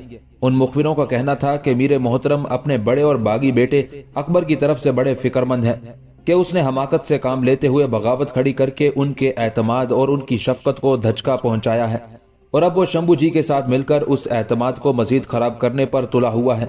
उन मुखबिरों का कहना था कि अब मीर मोहतरम ज्यादा देर तक अकबर और शंभू जी को बर्दाश्त नहीं करेंगे, इसी बिना पर वो खुद इन इलाकों में तशरीफ लाएंगे और मरहटों के अलावा बीजापुर और अगर हो सका तो राजपूतों के खिलाफ भी खुलकर अपनी निगरानी में कार्रवाई की इब्तिदा करेंगे। जब एतकाद खान रुका तब उसकी तरफ बड़े गौर से देखते हुए ओगर खान कहने लगा, मेरे भाई, मुझे तो इस इत्तला की खबर नहीं है। तुम जानते हो मैं सिर्फ यहाँ से सीधा रनमस्त के साथ जोधपुर गया था और वहां से लौट आया हूँ। एक तरह से हमारा आना जाना ही हुआ। राजपूतों ने कोई कार्रवाई नहीं की, बल्कि जब मैं और रनमस्त वहां पहुंचे तो उन्होंने देखा शुजात खान की कुव्वत में इजाफा हुआ है तो वो सुलह पर आमादा हो गए, लिहाजा हम लौट आए। उसके साथ ही एतकाद खान ओगर खान का हाथ पकड़कर खड़ा हुआ। जवाब में ओगर खान भी खड़ा हो गया था। फिर एतकाद खान कहने लगा, मेरे भाई, आओ तुम्हारे पड़ाव का जायजा लेते हैं, खाना भी दोनों भाई वहीं बैठकर खा लेंगे। ओगर खान ने एतकाद खान की उस तजवीज से इत्तेफाक किया था। फिर दोनों खेमे से निकल गए थे। ओगर खान एक रोज अपने खेमे में अकेला बैठा हुआ था कि खेमे के दरवाजे पर किशन सिंह और राधिका दोनों बहन भाई नमूदार हुए। ओगर खान ने अभी उन दोनों बहन भाई को देखा ना था। यहाँ तक कि राधिका की खनकती शीरी नुकरई आवाज उसकी समात से टकराई। क्या हम अंदर आ सकते हैं? ओगर खान ने चौंक कर उन दोनों बहन भाई की तरफ देखा, अपनी जगह पर उठ खड़ा हुआ और मुस्कुराते हुए कहने लगा, ये किसने तुम दोनों बहन भाई से कह दिया कि तुम दोनों मेरे खेमे में नहीं आ सकते हो और जब आना चाहो तो इस तरह दरवाजे पर खड़े होकर तुम्हें इजाजत तलब करने की जरूरत नहीं है, अंदर आओ। जवाब में किशन सिंह और राधिका दोनों बहन भाई मुस्कुराते हुए आगे बढ़े। ओगर खान ने हाथ के इशारे से जब उन्हें बैठने के लिए कहा तब वो खुद भी बैठ गया और वो दोनों बहन भाई भी बैठ गए। फिर गुफ्तगू का आगाज राधिका ने किया, कहने लगी, अमीर, हमने आपके खेमे के दरवाजे पर खड़े होकर अंदर आने की इजाजत इसलिए तलब की है कि आप भी जब हमारे खेमे में हमसे मिलने के लिए जाते हैं तो दरवाजे पर खड़े होकर यही जुमला अदा करते हैं। उस मौके पर ओगर खान ने गौर से राधिका की तरफ देखा, कहने लगा, राधिका, मेरे और तुम दोनों के आने में बड़ा फर्क है। हमारे यहाँ औरत का एक आला मकाम और उसका बड़ा बुलंद और अरफा दर्जा है, लिहाजा जब हम किसी ऐसी जगह पर जाते हैं जहां औरत का कयाम हो तो इजाजत लिए बगैर अंदर दाखिल नहीं होते। जहां तक मेरे खेमे का ताल्लुक है तो तुम दोनों बहन भाई बेधड़क आ सकते हो। ओगर खान जब रुका तब इस बार किशन सिंह ने उसे मुखातिब किया, अमीर, हम दोनों बहन भाई दो मौजूआत पर आपसे गुफ्तगू करने के लिए आए हैं और ये भी उम्मीद रखते हैं कि जो कुछ हम कहेंगे आप मान जाएंगे। हमारी पहली गुजारिश तो यह है कि आपके लश्कर में शामिल होने के बाद अब तक हम दोनों बहन भाई एक जामिद और साकित सी जिंदगी बसर करते रहे हैं। मुख्तलिफ जंगों के दौरान हमने ये भी अंदाजा लगाया कि आपके लश्कर में जो औरतें होती हैं वो भी कोई ना कोई काम जरूर करती हैं जिसमें मजमूई तौर पर लश्कर की फलाह शामिल हो। सिर्फ हम दो बहन भाई ऐसे हैं जो निकम्मों की तरह कुछ नहीं करते, लिहाजा हम दोनों ने यह फैसला किया है कि आज के बाद आपके दूसरे लश्करियों की तरह हम भी जंगों में हिस्सा लिया करेंगे। यहाँ तक कहने के बाद किशन सिंह रुका, लम्हा भर के लिए अपनी बहन राधिका की तरफ देखा। उसके बाद ओगर खान को मुखातिब करते हुए वो कह रहा था, अमीर, जहाँ तक मेरा और मेरी बहन का ताल्लुक है तो हम अच्छे तैगजन हैं, बल्कि मैं यहाँ तक कह सकता हूँ कि राधिका मुझसे कहीं ज्यादा बेहतर तैगजन और माहिर तीरंदाज है। आप जानते होंगे कि हम दोनों बहन भाई अपने माता पिता के साथ बड़ी पुरसकून जिंदगी बसर कर रहे थे। हमारी किला नुमा हवेली थी जिसके अंदर हमारे अनगिनत मुलाजिम काम करते थे और हमारी किला नुमा हवेली के अतराफ में मीलों तक फैली हुई जमीन हमारी जागीर थी जो नस्ल दर नस्ल हमारे पास रही थी। लेकिन बुरा हो इन मरहटों का कि इन्होंने हमारी पुरसकून जिंदगी में हलचल मचा कर रख दी। हालांकि हमने कोई जुर्म कोई कसूर नहीं किया था। जुर्म सिर्फ इतना था कि मेरी बहन राधिका इंतहा दर्जे की खूबसूरत है और इसकी खूबसूरती ही मरहटों की निगाहों में खटक गई और वो हमारे लिए वबाले जान बनकर उठ खड़े हुए। किशन सिंह रुका, एक निगाह अपने करीब बैठी उदास और अफसुर्दा राधिका पर डाली, फिर वो दोबारा कह रहा था, امیر، آج خیمے میں بیٹھے بیٹھے رادھیکا اچانک رونے لگ گئی۔ میں نے اسے تسلی و تشفی دی اور اس سے رونے کی وجہ پوچھی تو یہ کہنے لگی کہ ہماری ہنستی بستی حویلی کا نہ جانے اب مرہٹوں نے کیا حشر کیا ہوگا۔ ہمارے ماتا پتا مارے گئے، وہ لوگ جو ہمارے ہاں ملازمت کرتے تھے ان کا نہ جانے کیا بنا ہوگا، کہاں کہاں دھکے کھاتے پھر رہے ہوں گے، اور پھر ہماری حویلی کے اطراف میں وہ علاقہ جو ہماری جاگیر تھا اس پر نہ جانے کس نے قبضہ کر لیا ہوگا۔ بہرحال میں نے اسے تسلی و تشفی دی کہ ہم دونوں بہن بھائی کی جانیں محفوظ رہنی چاہیے۔ جہاں تک مال و دولت کا تعلق ہے تو آنی جانی چیز ہے، کبھی ایک ہاتھ میں کبھی دوسرے ہاتھ میں چلی جاتی ہے، لہٰذا ہم دونوں بہن بھائی نے جو فیصلہ کیا ہے وہ یہ ہے کہ آج کے بعد ہم آپ کے لشکر میں رہتے ہوئے باقاعدہ جنگوں میں حصہ لیا کریں گے، اور مجھے امید ہے کہ اس سلسلے میں آپ ہم دونوں بہن بھائی کو نہ روکیں گے نہ منع کریں گے۔ یہاں تک کہنے کے بعد کشن سنگھ جب رکا تب مسکراتے ہوئے اوغر خان بول اٹھا، تم دو باتیں کہنے کے لیے آئے تھے، ایک بات کہہ چکے ہو، دوسری بات بھی کہہ لو، پھر میں تمہیں جواب دوں گا۔ اس موقع پر رادھیکا بڑے غور سے اوغر خان کی طرف دیکھنے لگی تھی، یہاں تک کہ کشن سنگھ نے پھر کہنا شروع کیا، دوسری بات انتہائی اہم ہے، اور ہم دونوں بہن بھائی اتنے دن گزر جانے کے باوجود بھی اس موضوع پر آپ سے گفتگو نہ کر سکے۔ دراصل ہم دونوں بہن بھائی شرمندہ تھے۔ امیر، جب میری بہن نے اپنے کھانے کے لیے علیحدہ برتنوں کا مطالبہ کیا تھا تو میرے اور میری بہن کے درمیان گفتگو ہوئی تھی۔ اس گفتگو کے فوراً بعد آپ خیمے میں داخل ہوئے تھے اور ہم دونوں بہن بھائی کا یہ اندازہ تھا کہ ہماری وہ گفتگو آپ نے سن لی تھی۔ کشن سنگھ اس سے آگے کچھ نہ کہہ سکا، اس لیے کہ اوغر خان نے ہاتھ بڑھا کر اس کے منہ پر ہاتھ رکھ دیا تھا۔ کہنے لگا، کشن سنگھ، جتنا کہہ چکے اتنا کافی ہے، اس سے آگے کچھ مت کہنا۔ خیمے میں رادھیکا نے اس وقت جو گفتگو کی تھی ویسی گفتگو کرنا اس کا حق بنتا تھا، اپنے جذبات کا اظہار کرنے سے اسے کوئی روک نہیں سکتا۔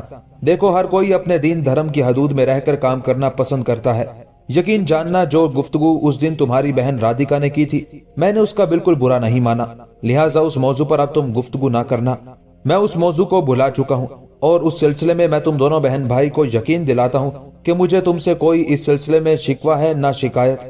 جہاں تک لشکر میں رہتے ہوئے تم دونوں بہن بھائیوں کا جنگوں میں حصہ لینے کا تعلق ہے تو میں نے تم دونوں بہن بھائی کو اپنے لشکر میں اس لیے شامل نہیں کیا کہ تم میرے پڑاؤ میں رہتے ہوئے جنگوں میں حصہ لو۔ میں نے تو تمہیں تحفظ دے رکھا ہے، تم میری پناہ میں ہو، لہٰذا میں تمہیں مشورہ دوں گا کہ تم دونوں بہن بھائی۔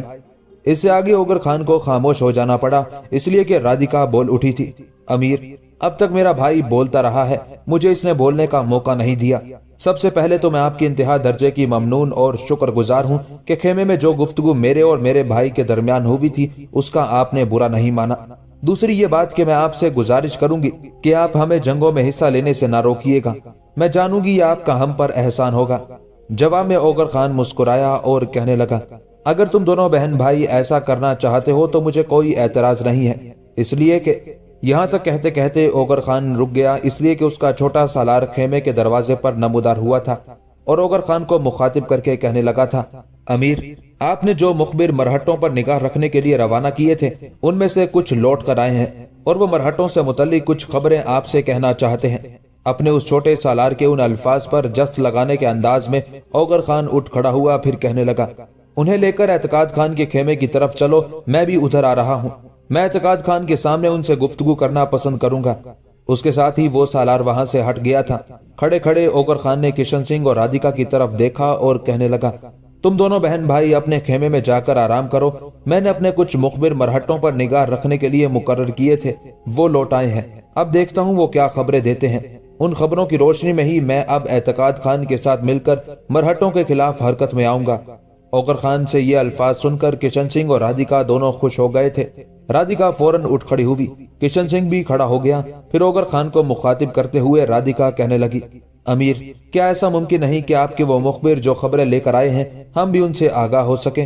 اوغر خان مسکرایا اور کہنے لگا، پہلے مجھے ان سے گفتگو کر لینے دو، ان کی فراہم کردہ اطلاعات کی روشنی میں جو فیصلہ کیا جائے گا میں تم دونوں بہن بھائی کو اس سے آگاہ کر دوں گا۔ ویسے میں احتیاطاً تم سے کہتا ہوں تم دونوں بہن بھائی کوچ کے لیے تیار رہنا، اگر وہ اچھی خبریں لے کر آئے ہیں تو میں مرہٹوں کے خلاف حرکت میں آنے کے لیے دیر نہیں کروں گا اور فوراً یہاں سے کوچ کرتے ہوئے ان کے تعاقب میں لگوں گا۔ اس کے ساتھ ہی اوغر خان اپنے خیمے سے نکل کر اعتقاد خان کے خیمے کی طرف ہو لیا تھا۔ کشن سنگھ اور رادھیکا بھی اپنے خیمے کی طرف چلے گئے تھے۔ اوغر خان جب اعتقاد خان کے خیمے میں داخل ہوا تو اعتقاد خان اپنی جگہ پر اٹھ کھڑا ہوا، پھر اوغر خان کا ہاتھ پکڑ کر اپنے پہلو میں بٹھا لیا۔ تھوڑی دیر بعد وہ مخبر بھی خیمے میں داخل ہوئے اوگر خان نے پہلے انہیں اپنے سامنے بیٹھنے کے لیے کہا، پھر انہیں مخاطب کر کے کہنے لگا، میرے عزیز بھائیوں، اب یہ بتاؤ تم مرہٹوں کے خلاف ہمارے لیے کیا اطلاعات لے کر آئے ہو؟ اس پر آنے والے ان مخبروں میں سے ایک اوگر خان کو مخاطب کر کے کہنے لگا، امیر، فی الحال میں اور میرے یہ 2 ساتھی واپس آئے ہیں۔ ہمارے باقی ساتھی ابھی تک مرہٹوں کے اطراف میں سرگردہ ہیں اور ان سے متعلق اطلاعات حاصل کرنے میں مصروف ہیں۔ ہم آپ کے لیے 2 اچھی خبریں لے کر آئے ہیں، ایک خبر مرہٹوں سے متعلق ہے، ایک آپ کی ذات سے متعلق ہے۔ اس مخبر کے ان الفاظ پر اوگر خان چونکا، کہنے لگا، تم نے یہ بات کہہ کر شش و پنج میں ڈال دیا ہے، جو خبر مرہٹوں سے متعلق ہے وہ تو سمجھ میں آتی ہے، لیکن تم ایسی کون سی خبر لے کر آ گئے ہو جس کا تعلق میری ذات سے ہے؟ جواب میں وہ مخبر مسکرایا، پھر کہنے لگا، ہم جب آپ سے وہ خبر کہیں گے آپ خود ہی سمجھ جائیں گے۔ بہرحال امیر، مرہٹوں سے متعلق خبر یہ ہے کہ مرہٹوں کے 2 سالار جن کا نام دھنا اور کوی کیلاش ہے، انہوں نے ان دنوں دریائے کرشنا کے غربی حصوں کے قریب ایک جگہ پڑاؤ کر رکھا ہے اور وہ کوئی بہت بڑی کارروائی کرنے کے در پہ ہے۔ امیر، وہ شاہراہ جو سمندر کی طرف سے شروع ہو کر دریائے کرشنا کی طرف آتی ہے تو وہ معراج کے مقام پر آ کر دریائے کرشنا کو عبور کرتی ہے۔ آگے یہی شاہراہ 3 حصوں میں تقسیم ہو جاتی ہے۔ اس کا ایک حصہ شمال میں پونا کی طرف چلا جاتا ہے، دوسرا حصہ شمال مشرق کے رخ پر شولاپور کی طرف جاتا ہے، اور اس شاہراہ کا تیسرا حصہ جنوب مشرق کے رخ پر بیجاپور کی طرف چلا جاتا ہے، جہاں یہ تینوں شاہراہیں ایک چوک سا بناتی ہیں۔ وہیں پر ان دنوں دھنا اور کوی کیلاش نے قیام کر رکھا ہے۔ میرے خیال میں وہاں سے حرکت میں آتے ہوئے وہ لوگ ستارہ کا رخ کریں گے اور شمال کی طرف کوئی کارروائی کریں گے، یا شولاپور سے ہوتے ہوئے عثمان آباد میں اپنی ترک و تاز کا کھیل کھیلیں گے۔ یہ بھی ممکن ہے کہ وہاں سے اٹھ کر وہ گلبرگہ کا رخ کریں اور وہاں تباہی و بربادی کا کھیل کھیلنا شروع کر دیں۔ بہرحال ابھی تک انہوں نے دریائے کرشنا کے قریب پڑاؤ کر رکھا ہے اور ابھی تک انہوں نے یہ فیصلہ نہیں کیا کہ کون سے علاقے کو انہوں نے اپنا ہدف بناتے ہوئے تباہی و بربادی کا کھیل کھیلنا ہے۔ یہاں تک کہنے کے بعد وہ مخبر رکا۔ اس کے رکتے ساتھ ہی بڑی بے چینی کا اظہار کرتے ہوئے اوگر خان نے اسے مخاطب کیا، یہ خبر تو مرہٹوں سے متعلق ہے اور اس خبر سے متعلق چند سوالات میں تم سے بعد میں کروں گا، لیکن پہلے یہ کہو کہ جو خبر میری ذات سے متعلق ہے وہ کیا ہے؟ جواب میں لمحہ بھر کے لیے اس مخبر کے چہرے پر مسکراہٹ نمودار ہوئی، پھر کہنے لگا، جو خبر آپ کی ذات سے متعلق ہے وہ یہ ہے کہ آپ کی نانی آگرہ سے روانہ ہو چکی ہے۔ آپ کی نانی کو سورت کے انگریز سکندر اور اس کی بیٹی زرنگار نے اپنے ہاں بلایا ہے۔ میرے خیال میں اس سلسلے میں انہوں نے آپ سے کوئی مشورہ نہیں کیا۔ جس وقت آپ میواڑ میں اپنی کارروائیوں میں مصروف تھے تو شمال کی طرف سے ہمارے کچھ قاصد آئے تھے، جن کے ذریعے سورت شہر میں ہمارا جو حاکم اعتماد خان ہے، اسے ان قاصدوں نے یہ اطلاع دی تھی کہ آپ کی نانی آگرہ میں اکثر و بیشتر بیمار رہنے لگی ہے۔ اس خبر کی اطلاع آپ کے بھائی رنمست خان کی منگیتر زرنگار کو بھی ہو گئی اور اس نے اپنے ماں باپ سے مشورہ کرنے کے بعد انہی قاصدوں کے ذریعے پیغام بھیجا کہ جب بھی شمال کی طرف سے کوئی قافلہ جنوب کی طرف آئے تو آپ دونوں کی نانی کو بھی سورت بلا لیا جائے۔ وہ آپ کی نانی کو اپنے ہاں رکھنا چاہتے ہیں۔ دوسرے، آپ کی نانی کو پہلے سے یہ خبر تو تھی کہ آپ پونا کے حاکم راجہ جے سنگھ کی بیٹی شیتل کو پسند کرتے ہیں، وہ بھی آپ سے محبت کرتی ہے۔ اب آپ کی نانی کو یہ بھی خبر ہو چکی ہے کہ سکندر کی بیٹی زرنگار رنمست خان کی منگیتر بن چکی ہے۔ اس بنا پر آپ کی نانی نے بھی یہ فیصلہ کیا ہے کہ وہ سورت پہنچ کر آپ کی شادی شیتل سے اور رنمست خان کی شادی زرنگار سے کرنے کا اہتمام کرے گی۔ اب یوں جانے کہ آپ کی نانی صرف آپ دونوں بھائیوں کی شادی کے سلسلے میں سورت شہر کا رخ کیے ہوئے ہیں۔ یہاں تک کہنے کے بعد مخبر رکا، پھر اوگر خان کو مخاطب کرتے ہوئے وہ مزید کہہ رہا تھا، امیر، ہمارے دوسرے ساتھی مرہٹوں کے سالار سنت کے اطراف میں سرگردہ ہیں اور ان قریب وہ اس سے متعلق بھی کوئی اچھی خبر دیں گے۔ مخبر جب خاموش ہوا تب کسی قدر سکون اور مسرت کا اظہار کرتے ہوئے اوگر خان کہنے لگا، اب تم پڑاؤ میں جاؤ، کھانا نہیں کھایا ہے تو جا کر کھاؤ، اس لیے کہ لشکر بہت جلد یہاں سے کوچ کرے گا۔ اوگر خان کے ان الفاظ کے ساتھ ہی وہ مخبر وہاں سے اٹھ کر چلے گئے تھے۔ ان کے جانے کے بعد اوگر خان نے اعتقاد خان کی طرف دیکھا، پھر اسے مخاطب کر کے کہنے لگا، بھائی، میں چاہتا ہوں کہ وقت ضائع کیے بغیر یہاں سے کوچ کریں اور دریائے کرشنا کے قریب مرہٹوں کے سالار کوی کیلاش اور دھنا کا رخ کریں۔ یہ دونوں مرہٹوں کے بڑے سرکردہ سالار ہیں اور ان پر ہمیں وقت ضائع کیے بغیر ضرب لگانا چاہیے۔ کاش ہمارے یہ مخبر مرہٹوں کے پیشوا شمبھو جی اور اس کے سالار سنت سے متعلق کوئی خبر لے کر آئے ہوتے۔ میں ان دونوں شیطانوں کو ان کے انجام تک پہنچانا چاہتا ہوں۔ زندگی نے اگر مہلت دی تو ان دونوں سے نمٹوں گا ضرور۔ اوگر خان جب خاموش ہوا تب مسکراتے ہوئے اعتقاد خان کہنے لگا، اوگر خان میرے بھائی، میں تمہاری تجویز سے اتفاق کرتا ہوں، لیکن یہ جو تمہاری نانی اماں آگرہ سے سورت کا رخ کیے ہوئے ہے تو کیا؟ اعتقاد خان اپنی بات مکمل نہ کر سکا، اس لیے کہ بیچ میں بولتے ہوئے اوگر خان نے اس کی بات کاٹ دی تھی۔ اعتقاد خان میرے بھائی، میری نانی اماں کا ادھر آنا کوئی زیادہ اہمیت نہیں رکھتا۔ میری نانی اماں میری اور میرے بھائی رنمست خان کی شادی کے سلسلے میں آ رہی ہیں۔ شادی بعد میں بھی ہو سکتی ہے اور پھر سورت پہنچ کر وہ زرنگار کے ہاں قیام کر لے گی، اور مجھے امید ہے کہ وہ میری نانی اماں کی بہترین دیکھ بھال کریں گے۔ ویسے سکندر اور اس کی بیٹی زرنگار نے یہ اچھا قدم اٹھایا ہے کہ ہماری نانی کو ادھر بلا لیا ہے۔ اس طرح ہم گاہے بگاہے وقفے سے کبھی موقع ملا نانی اماں سے مل سکتے ہیں۔ ان کے آگرہ میں رہنے سے میں اور میرا بھائی کسی نہ کسی طور پر پریشان اور فکر مند ضرور رہتے تھے۔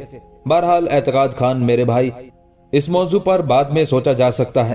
میں چاہتا ہوں کہ کبھی کیلاش اور دھنا کی طرف کوچ کرنے میں ہمیں وقت نہیں ضائع کرنا چاہیے۔ اوغر خان کے ان الفاظ کے جواب میں اچھلنے کے انداز میں اعتقاد خان اٹھ کھڑا ہوا، کہنے لگا، کون کافر وقت ضائع کرنا چاہتا ہے میرے بھائی؟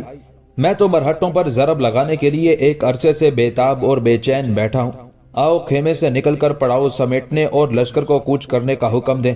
اعتقاد خان کے ان الفاظ پر اوغر خان خوش ہو گیا تھا۔ دونوں باہر نکلے، دونوں لشکریوں کو انہوں نے کوچ کا حکم دیا، یہاں تک کہ تھوڑی دیر بعد اعتقاد خان اور اوغر خان دونوں اپنے متحدہ لشکر کو لے کر بڑی برق رفتاری سے دریائے کرشنا کا رخ کر رہے تھے۔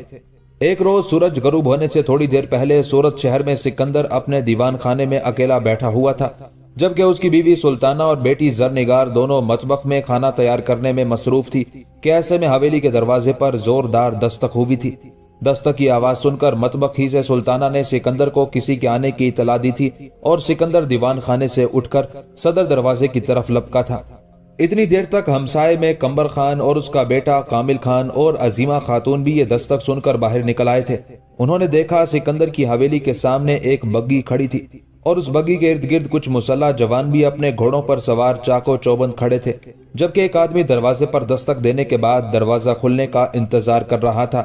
بگی کو دیکھتے ہوئے عظیمہ خاتون چونکی، پھر اپنے شوہر کمبر خان اور بیٹے کامل خان کی طرف دیکھتے ہوئے کہنے لگی، خدا جھوٹ نہ بلوائے، میرا اندازہ ہے کہ اس بگی میں اوغر خان اور رنمست خان کی نانی آئی ہے۔ اگر ایسا ہے تو ہمیں آگے بڑھ کر اور اسے سہارا دے کر بگی سے اتارنا چاہیے۔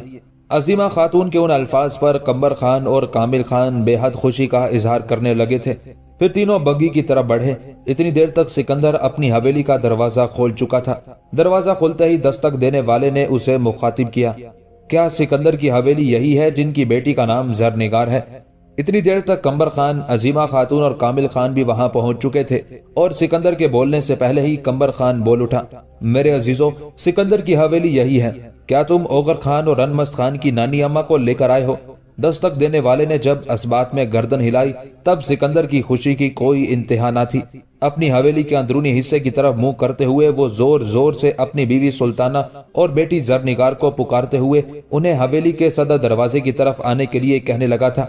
سکندر کے اس طرح پکارنے پر سلطانہ اور زرنگار دونوں بھاگتی ہوئی صدر دروازے کی طرف آئی تھی۔ سکندر بے پناہ خوشی کا اظہار کرتے ہوئے پھر کہنے لگا، ذرا حویلی کے باہر دیکھو، یہ جو بگی کھڑی ہے اس میں اوغر خان اور رنمست خان کی نانی آئی ہے۔ تم دونوں آگے جاؤ اور اس خاتون کو سہارا دے کر نیچے اتارو اور حویلی کے اندر لاؤ۔ اس موقع پر سلطانہ اور زرنگار کی خوشی کی بھی کوئی انتہا نہ تھی۔ دونوں ماں بیٹی تیزی سے بگی کی طرف بڑھی تھی۔ اتنی دیر تک عظیمہ خاتون بھی وہاں پہنچ چکی تھی۔ پھر وہ شخص جو بگی کے گھوڑوں کو ہانک رہا تھا وہ نیچے اترا۔ بگی کا دروازہ اس نے کھولا۔ اندر اوغر خان اور رنمست خان کی نانی بیٹھی ہوئی تھی۔ اس موقع پر سلطانہ نے اسے مخاطب کیا اور کہنے لگی، میرا نام سلطانہ ہے، میں زرنگار کی ماں ہوں، میرے ساتھ یہ زرنگار ہے اور دوسری عظیمہ خاتون ہے جو میری بہن ہے۔ سلطانہ کے ان الفاظ پر اوغر خان اور رنمست خان کی نانی مہر النساء خوشی کا اظہار کر رہی تھی۔ اس موقع پر وہ کچھ کہنا چاہتی تھی کہ بگی کے گھوڑے کو ہانکنے والا کوچوان بول اٹھا، آپ محسوس نہ کیجیے گا، خاتون نیچے اکیلی نہیں اتر سکتی، اس لیے کہ راستے میں انہیں تیز بخار ہو چکا ہے۔ یہ سن کر سلطانہ، زرنگار اور عظیمہ خاتون کسی قدر فکر مند ہو گئی تھی۔ پھر زرنگار بگی میں داخل ہوئی، اپنی ماں اور عظیمہ خاتون کی طرف دیکھتے ہوئے کہنے لگی، آپ بے فکر رہیں، میں نانی اماں کو خود سہارا دے کر نیچے اتارتی ہوں۔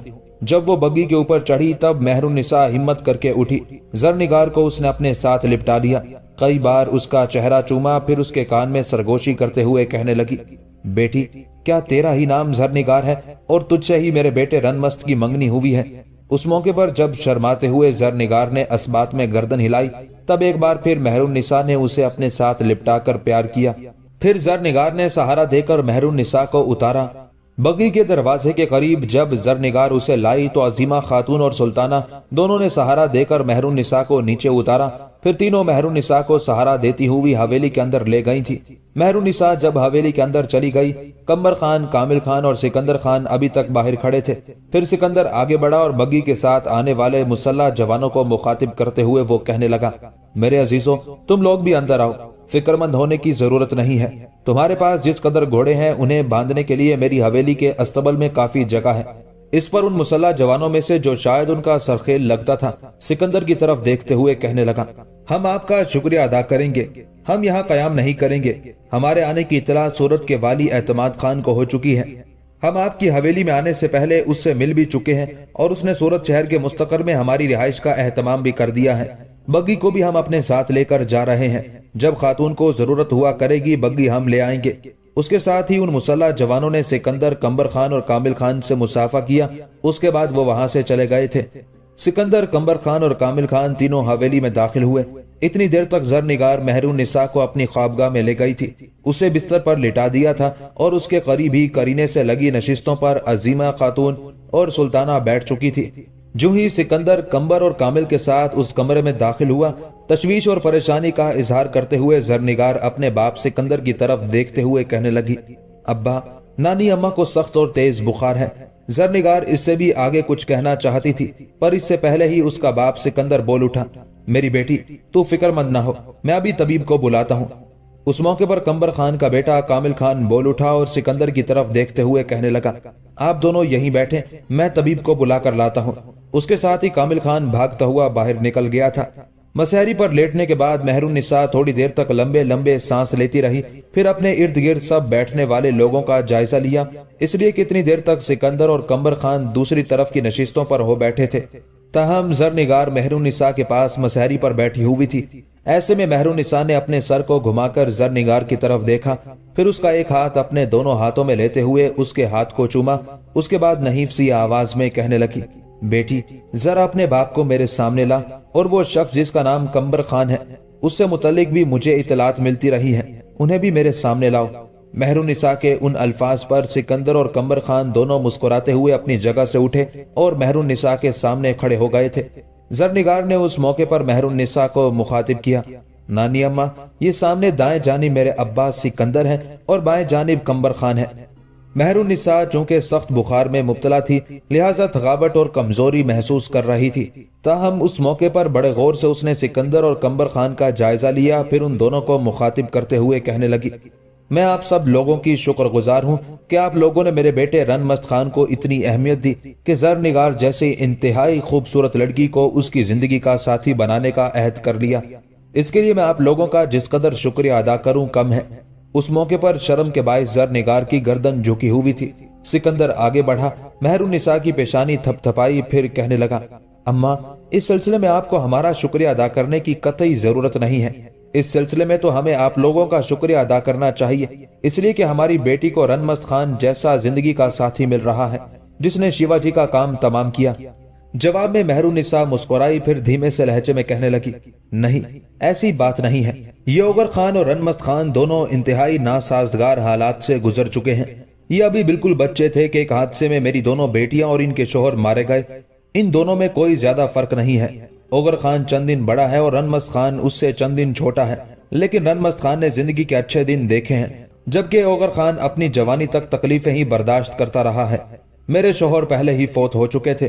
ले देकर मेरे पास आगरा में एक छोटी सी हवेली थी, जहां मैंने इन दोनों बच्चों के साथ रिहाइश इख्तियार कर ली थी। आमदनी का चूंकि कोई जरिया न था, ओगर खान मेरा ऐसा ताबे फरमान, ऐसा फर्मा बरदार बेटा है कि बचपन ही में चंद सिक्कों के इवज इसने चूने की एक भट्टी पर काम करना शुरू कर दिया। रनमस्त खान ने भी उसके साथ उस भट्टी पर काम करना चाहा, लेकिन ओगर खान ने उसे ऐसा नहीं करने दिया। रनमस्त खान की भी मेहरबानी कि उसने उम्र में चंद दिन का फर्क होने के बावजूद हमेशा ओगर खान को इज्जत और एहतराम की निगाह से देखा। आज तक उसने कभी कोई ऐसी बात, कभी कोई ऐसी हरकत नहीं की जो ओगर खान को नागवार गुजरी हो। ओगर खान चूने की भट्टी पर काम करता रहा और घर के बावर्ची खाने से धुआं निकलता रहा। اس موقع پر اپنے اس دور کو یاد کرتے ہوئے مہر النساء رو دی تھی۔ اس کی آنکھوں سے آنسو بہ نکلے تھے۔ اس کی حالت دیکھتے ہوئے زرنگار بھی رو دی تھی، ساتھ ہی ساتھ سر پر بندے رومال سے وہ مہر النساء کے آنسو بھی خشک کرنے لگی تھی۔ سکندر خان، کمبر خان کے علاوہ عظیمہ خاتون اور سلطانہ بھی اس موقع پر اداس اور افسردہ ہو گئی تھی۔ چند لمحوں کی خاموشی کے بعد مہر النساء کی پھر دکھ اور غم میں ڈوبی ہوئی آواز سنائی تھی۔ مجھے افسوس ہے کہ میں اپنے ماضی میں کھو گئی تھی، میری وجہ سے آپ لوگوں کو دکھ کا سامنا کرنا پڑا، اس کے لیے میں معذرت خواہ ہوں۔ میں کہہ رہی تھی کہ اوغر خان نے چونے کی بھٹی پر کام کرنا شروع کیا، ساتھ ہی اس کی مہربانی کہ اس نے رن مست کے لیے مکتب میں تعلیم کا اہتمام بھی کیا۔ اس کے بعد حالات نے میرا ساتھ دیا۔ یہ دونوں بچے میرے محترم اورنگزیب عالمگیر کی نگاہوں میں آ گئے۔ انہوں نے ان دونوں کا جائزہ لیا اور دیکھا کہ دونوں بچے ہونہار اور محنتی ہیں، لہٰذا دونوں کو ہی انہوں نے دینی تعلیم کے علاوہ حرب و ضرب کے مکتب میں داخل کرا کے ان کی تعلیم کا سلسلہ شروع کر دیا تھا۔ میرے محترم کی مہربانی، جہاں انہوں نے ان دونوں کی تعلیم کے اخراجات برداشت کیے، وہاں ہمارے گھر کے اخراجات بھی وہی پورے کرتے رہے۔ اب اللہ کا فضل ہے، دونوں بھائی جوان ہیں اور میرے محترم کے لشکر میں سالاری کے منصب پر ہیں۔ اس کے باوجود آپ لوگوں نے جو رن مست خان کا انتخاب کیا ہے، اس کے لیے میں پھر آپ کا شکریہ ادا کرتی ہوں، ساتھ ہی آپ لوگوں کو ایک زحمت بھی دینا چاہتی ہوں۔ اس موقع پر سکندر آگے بڑھا، جھکا، پھر دھیمے سے لہجے میں کہنے لگا، اماں، آپ ہم کو کیا زحمت دینا چاہتی ہیں؟ آپ کہیں، آپ کی کوئی بات، آپ کا کوئی حکم، آپ کی کوئی خواہش ہمارے لیے زحمت نہیں ہو سکتی، ہم اسے خوشی سمجھ کر اس پر عمل کریں گے۔ سکندر کے ان الفاظ پر لمحہ بھر کے لیے مہر النساء مسکرائی، پھر کہنے لگی، میرے بچوں، گو میں سخت بخار میں مبتلا ہوں، لیکن خداوند کا شکر ہے کہ میں یہاں پہنچ گئی ہوں۔ اب میری سب سے بڑی خواہش ہے کہ رن مست اور اوغر خان کو یہاں بلایا جائے، اس کے علاوہ پونا میں قاصد بھیجے جائیں، شیتل کو بھی یہاں بلایا جائے۔ میری زندگی کا اب کوئی اعتبار نہیں، میں آگرہ میں بھی بیمار رہنے لگی تھی اور اسی بیماری کے تحت میں نے اس خواہش کا اظہار کیا تھا کہ مجھے اب دونوں بچوں کے پاس جانا چاہیے۔ اتنی دیر تک آپ لوگوں کی مہربانی کہ آپ لوگوں نے مجھے یہاں بلا لیا۔ میرے محترم نے بھی مجھے یہی مشورہ دیا تھا کہ مجھے اپنے دونوں بیٹوں کے پاس رہنا چاہیے۔ بہرحال حالات نے اگر مجھے خیریت کے ساتھ یہاں پہنچا دیا ہے تو اب میری سب سے بڑی خواہش یہ ہے کہ رن مست خان، اوغر خان اور شیتل تینوں یہاں پہنچ جائیں۔ زرنگار پہلے ہی یہاں ہے، میں چاہتی ہوں مرنے سے پہلے میں ان کی شادی اور خوشی کا سما اپنی آنکھوں سے دیکھوں۔ مہر النساء کے خاموش ہونے پر خوشی کا اظہار کرتے ہوئے سکندر کہنے لگا، اماں، آپ بالکل کوئی فکر نہ کریں، میں آج ہی صورت کے والی اعتماد خان سے مل کر رن مست خان، اوغر خان کی طرف کچھ لوگوں کو بھجواتا ہوں تاکہ دونوں بھائیوں کو یہاں بلایا جائے۔ اماں، جہاں تک رن مست خان کا تعلق ہے، وہ پہلے ہی بیجاپور کے محاذ پر ہے، اور ابھی 2 دن پہلے ہمیں یہ خبر ملی ہے کہ اوغر خان اپنے ایک ساتھی سالار اعتقاد خان کے ساتھ بیجاپور ہی کی طرف دریائے کرشنا کے کنارے مرہٹوں کی ایک مہم سر کرنے کے سلسلے میں گیا ہوا ہے۔ اماں، آپ بے فکر رہیں، بہت جلد دونوں بھائی یہاں ہوں گے، ساتھ ہی ایک قاصد پونا بھی بھجوایا جائے گا تاکہ شیتل بھی اپنی شادی کے لیے اپنے لواحقین کے ساتھ یہاں پہنچ جائے۔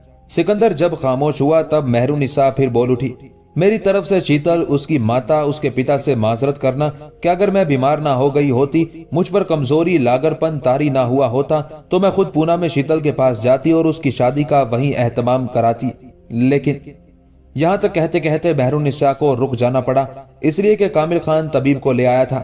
طبیب کچھ دیر تک مہر النساء کی نبض کا جائزہ لیتا رہا، پھر کہنے لگا، میں دوا بتا دیتا ہوں، پڑیوں کی صورت میں سفوف ہیں، صبح و شام انہیں پلاتے رہیے گا، ساتھ ہی ان کی شفا کے لیے دعا بھی کیجیے گا۔ اس کے ساتھ ہی طبیب نے اپنی چرمی خرجین میں سے کچھ دوائیاں نکال کر سکندر کو تھما دی تھی۔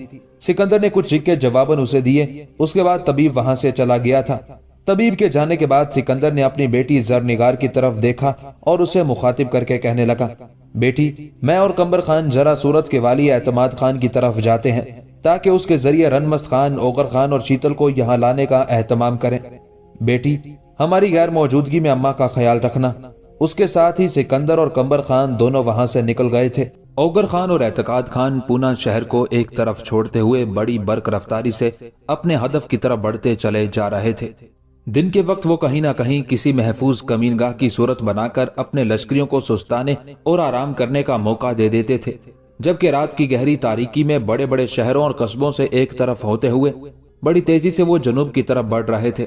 ستارہ شہر کے شمال میں اپنے رہنماؤں کے کہنے پر اعتقاد خان اور اوغر خان نے اپنے لشکر کو روک دیا تھا۔ لشکر جب رک گیا تب اعتقاد خان نے رہنماؤں کو مخاطب کیا اور کہنے لگا، میرے عزیزو، تم نے لشکر کو رکوا دیا ہے، خیریت تو ہے؟ اعتقاد خان کے اس استفسار پر ان رہبروں اور مخبروں میں سے ایک اعتقاد خان کو مخاطب کرتے ہوئے کہنے لگا، امیر، اس وقت ہم ستارہ شہر کے شمال میں ہیں۔ ہمارے بائیں ہاتھ ذرا فاصلے پر دریائے کرشنا بہہ رہا ہے اور تھوڑا سا آگے جا کر دائیں جانب ایک شاہراہ سیدھی رتنا گیری کی طرف جاتی ہے، جو مرہٹوں کا آج کل مرکزی شہر ہے۔ اور یہ شہر چونکہ سمندر کے کنارے ہیں، لہٰذا مرہٹوں نے اس کے تحفظ کا خوب اہتمام کر رکھا ہے۔ یہاں تک کہنے کے بعد وہ مخبر رکا، پھر کہنے لگا، لشکر کو میں نے اس لیے رکوایا ہے کہ صورتحال سے آپ کو آگاہ کر دوں۔ جہاں لشکر کو اس وقت ہم نے رکوایا ہے، یہاں سے دریائے کرشنا کو عبور کر کے دریا کے بائیں کنارے جانا بڑا آسان ہے، اس لیے کہ یہاں پانی اتھلا ہے، دریا کا پاٹ خوب پھیلا ہوا ہے، لہٰذا گھوڑے اور بار برداری کے جانور چھکڑے تک بڑی آسانی سے دریا عبور کر کے بائیں کنارے جا سکتے ہیں، اس لیے کہ دشمن پر ہم نے ضرب دریا کے بائیں کنارے ہی لگانی ہے۔ کبھی کیلاش اور دھنا دونوں اپنے حصے کے لشکر کے ساتھ دریا کے بائیں جانب پڑاؤ کیے ہوئے ہیں۔ وہ رہنما اور مخبر جب خاموش ہوا تب استفہامیہ سے انداز میں اعتقاد خان اوغر خان کی طرف دیکھنے لگا تھا۔ اوغر خان نے کچھ سوچا، پھر اپنے رہبر کو مخاطب کر کے کہنے لگا، میرے عزیز، تو یہ تو بتا چکا ہے کہ ہمارے بائیں جانب دریائے کرشنا ہے اور ذرا آگے ستارہ شہر ہے، اور یہاں سے دریا کو آسانی سے عبور کیا جا سکتا ہے، اس لیے کہ دریا کا پاٹ چوڑا ہے۔ پر یہ تو کہو کہ یہاں سے اگر ہم دریائے کرشنا عبور کر کے بائیں کنارے جائیں تو وہاں سے مرہٹوں کا لشکر کتنی دور ہوگا؟ جواب میں اس رہبر نے کچھ سوچا، پھر کہنے لگا، یہاں سے ان کا لشکر کافی دور ہے۔ اوغر خان نے پھر کچھ سوچا، کوئی فیصلہ کیا، دوبارہ اس نے اسے مخاطب کیا، اچھا یہ بتا، دریائے کرشنا کے بائیں کنارے جہاں کوی کیلاش اور دھنا نے اپنے مرہٹا لشکر کے ساتھ پڑاؤ کیا ہوا ہے، اس کے آس پاس دریا کو عبور کرنے کے لیے کوئی پل بھی ہے؟ آخر یہ کوی کیلاش اور دھنا دائیں کنارے سے ہی بائیں کنارے کی طرف گئے ہوں گے، انہوں نے بھی تو کسی طرح دریا کو عبور کیا ہوگا۔ جواب میں اس مخبر نے گلا صاف کیا اور کہنے لگا، آپ کا اندازہ درست ہے۔ جہاں اس وقت مرہٹوں کے لشکر نے پڑاؤ کیا ہوا ہے، اس لشکر سے پہلے کشتیوں کا ایک پل ہے اور چند میل آگے جا کر بھی ویسا ہی ایک پل ہے۔ اس طرح سے ان دنوں مرہٹوں نے دریا کے شرقی کنارے دو پلوں کے درمیان پڑاؤ قائم کر رکھا ہے۔ رہبر جب خاموش ہوا تب کچھ سوچتے ہوئے اوغر خان نے پھر اسے مخاطب کیا، اچھا یہ بتا، مرہٹوں کے لشکر کی تعداد کس قدر ہوگی؟ ہمارا جو متحدہ لشکر ہے اس سے تھوڑی ہے یا زیادہ؟ کچھ سوچتے ہوئے رہبر نے اندازہ لگایا، پھر کہنے لگا، نہیں، مرہٹوں کے لشکر کی تعداد ہمارے لشکر سے کہیں زیادہ ہے۔ جواب میں اوغر خان پھر چند لمحے سوچتا رہا، اس کے بعد اعتقاد خان کی طرف دیکھا، اسے مخاطب کر کے کہنے لگا، اعتقاد خان میرے محترم بھائی، اس وقت میرے ذہن میں ایک تجویز ہے، اگر آپ مناسب سمجھیں تو اس پر عمل کر کے ہم آج ہی رات کی گہری تاریکی میں مرہٹوں کو بدترین شکست دے سکتے ہیں۔ اپنے گھوڑے کو آگے بڑھا کر اعتقاد خان نے اوغر خان کی پیٹھ تھپ تھپائی، کہنے لگا، میرے عزیز بھائی، اس طرح اور اس قسم کی اجنبیت کی باتیں نہیں کرتے۔ اگر تمہارے پاس کوئی ایسی تجویز ہے جس پر عمل کر کے مرہٹوں کو زیر کیا جا سکتا ہے تو ہر صورت میں اس پر عمل کیا جائے گا۔ اب کہو تم کیا کہنا چاہتے ہو، تاکہ میں بھی جانوں مرہٹوں کو کیسے شکست دی جا سکتی ہے۔ اعتقاد خان کے خاموش ہونے پر اوغر خان پھر بول اٹھا، میرے بھائی، میں چاہتا ہوں کہ یہاں سے ہم دریائے کرشنا کو عبور کر کے بائیں کنارے نہ جائیں بلکہ دائیں کنارے رہتے ہوئے ہی آگے بڑھتے رہیں، ستارہ شہر کو ایک طرف چھوڑ کر دریا کے کنارے کنارے پیش قدمی جاری رکھیں۔ میرے خیال میں ایسا کرنے سے ہم کسی کی نگاہوں میں نہیں آئیں گے، ستارہ شہر سے بھی انتہائی رازداری کے ساتھ گزر جائیں گے۔ جہاں تک مرہٹوں کے مرکزی شہر رتنا گیری کا تعلق ہے تو وہ سمندر کے کنارے یہاں سے کافی دور ہیں۔ آگے بڑھتے ہوئے دریائے کرشنا کا جو پہلا پل آتا ہے اس سے ذرا ادھر ہی اپنے لشکر کو روک دیں گے، آپ کے حصے کا لشکر آپ کے پاس رہے گا، لشکر کے اندر جو بار برداری کے جانور اور چھکڑے ہیں وہ سب آپ ہی کی نگرانی میں رہیں گے۔ میں اپنے حصے کے لشکر کو لے کر دریا کے کنارے کنارے آگے بڑھتا چلا جاؤں گا اور دریائے کرشنا کے دوسرے پل کی طرف چلا جاؤں گا۔ اتنی دیر تک آپ اپنے حصے کے لشکر کے ساتھ اسی پل کے پاس قیام کریں گے۔ دوسرے پل کے قریب جا کر میں فضا کے اندر جلتے ہوئے پروں کا ایک تیر بلند کراؤں گا جو آپ کے لیے نشانی ہوگی کہ میں اس پل کے قریب پہنچ چکا ہوں۔ جب آپ فضا میں جلتے ہوئے پروں والے تیر کو دیکھیں تو آپ اپنے حصے کے لشکر کے ساتھ پل کے ذریعے دریا کو عبور کر کے دریائے کرشنا کے بائیں کنارے چلے جائیں۔ اتنی دیر تک میں بھی دوسرے پل سے اپنے لشکر کے ساتھ دریا عبور کر چکا ہوں گا۔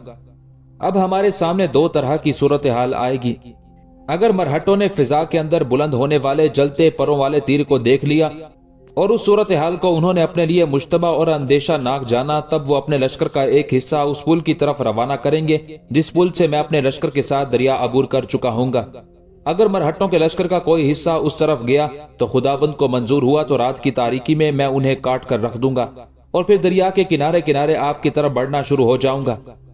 इतनी देर तक मेरे भाई तुम भी अपने हिस्से के लश्कर के साथ आगे बढ़ना शुरू कर देना और मरहट्टों के लश्कर ने जिधर पड़ाव किया होगा उस पर दो तरफा हमला करके अपनी फतह को यकीनी बना लेंगे।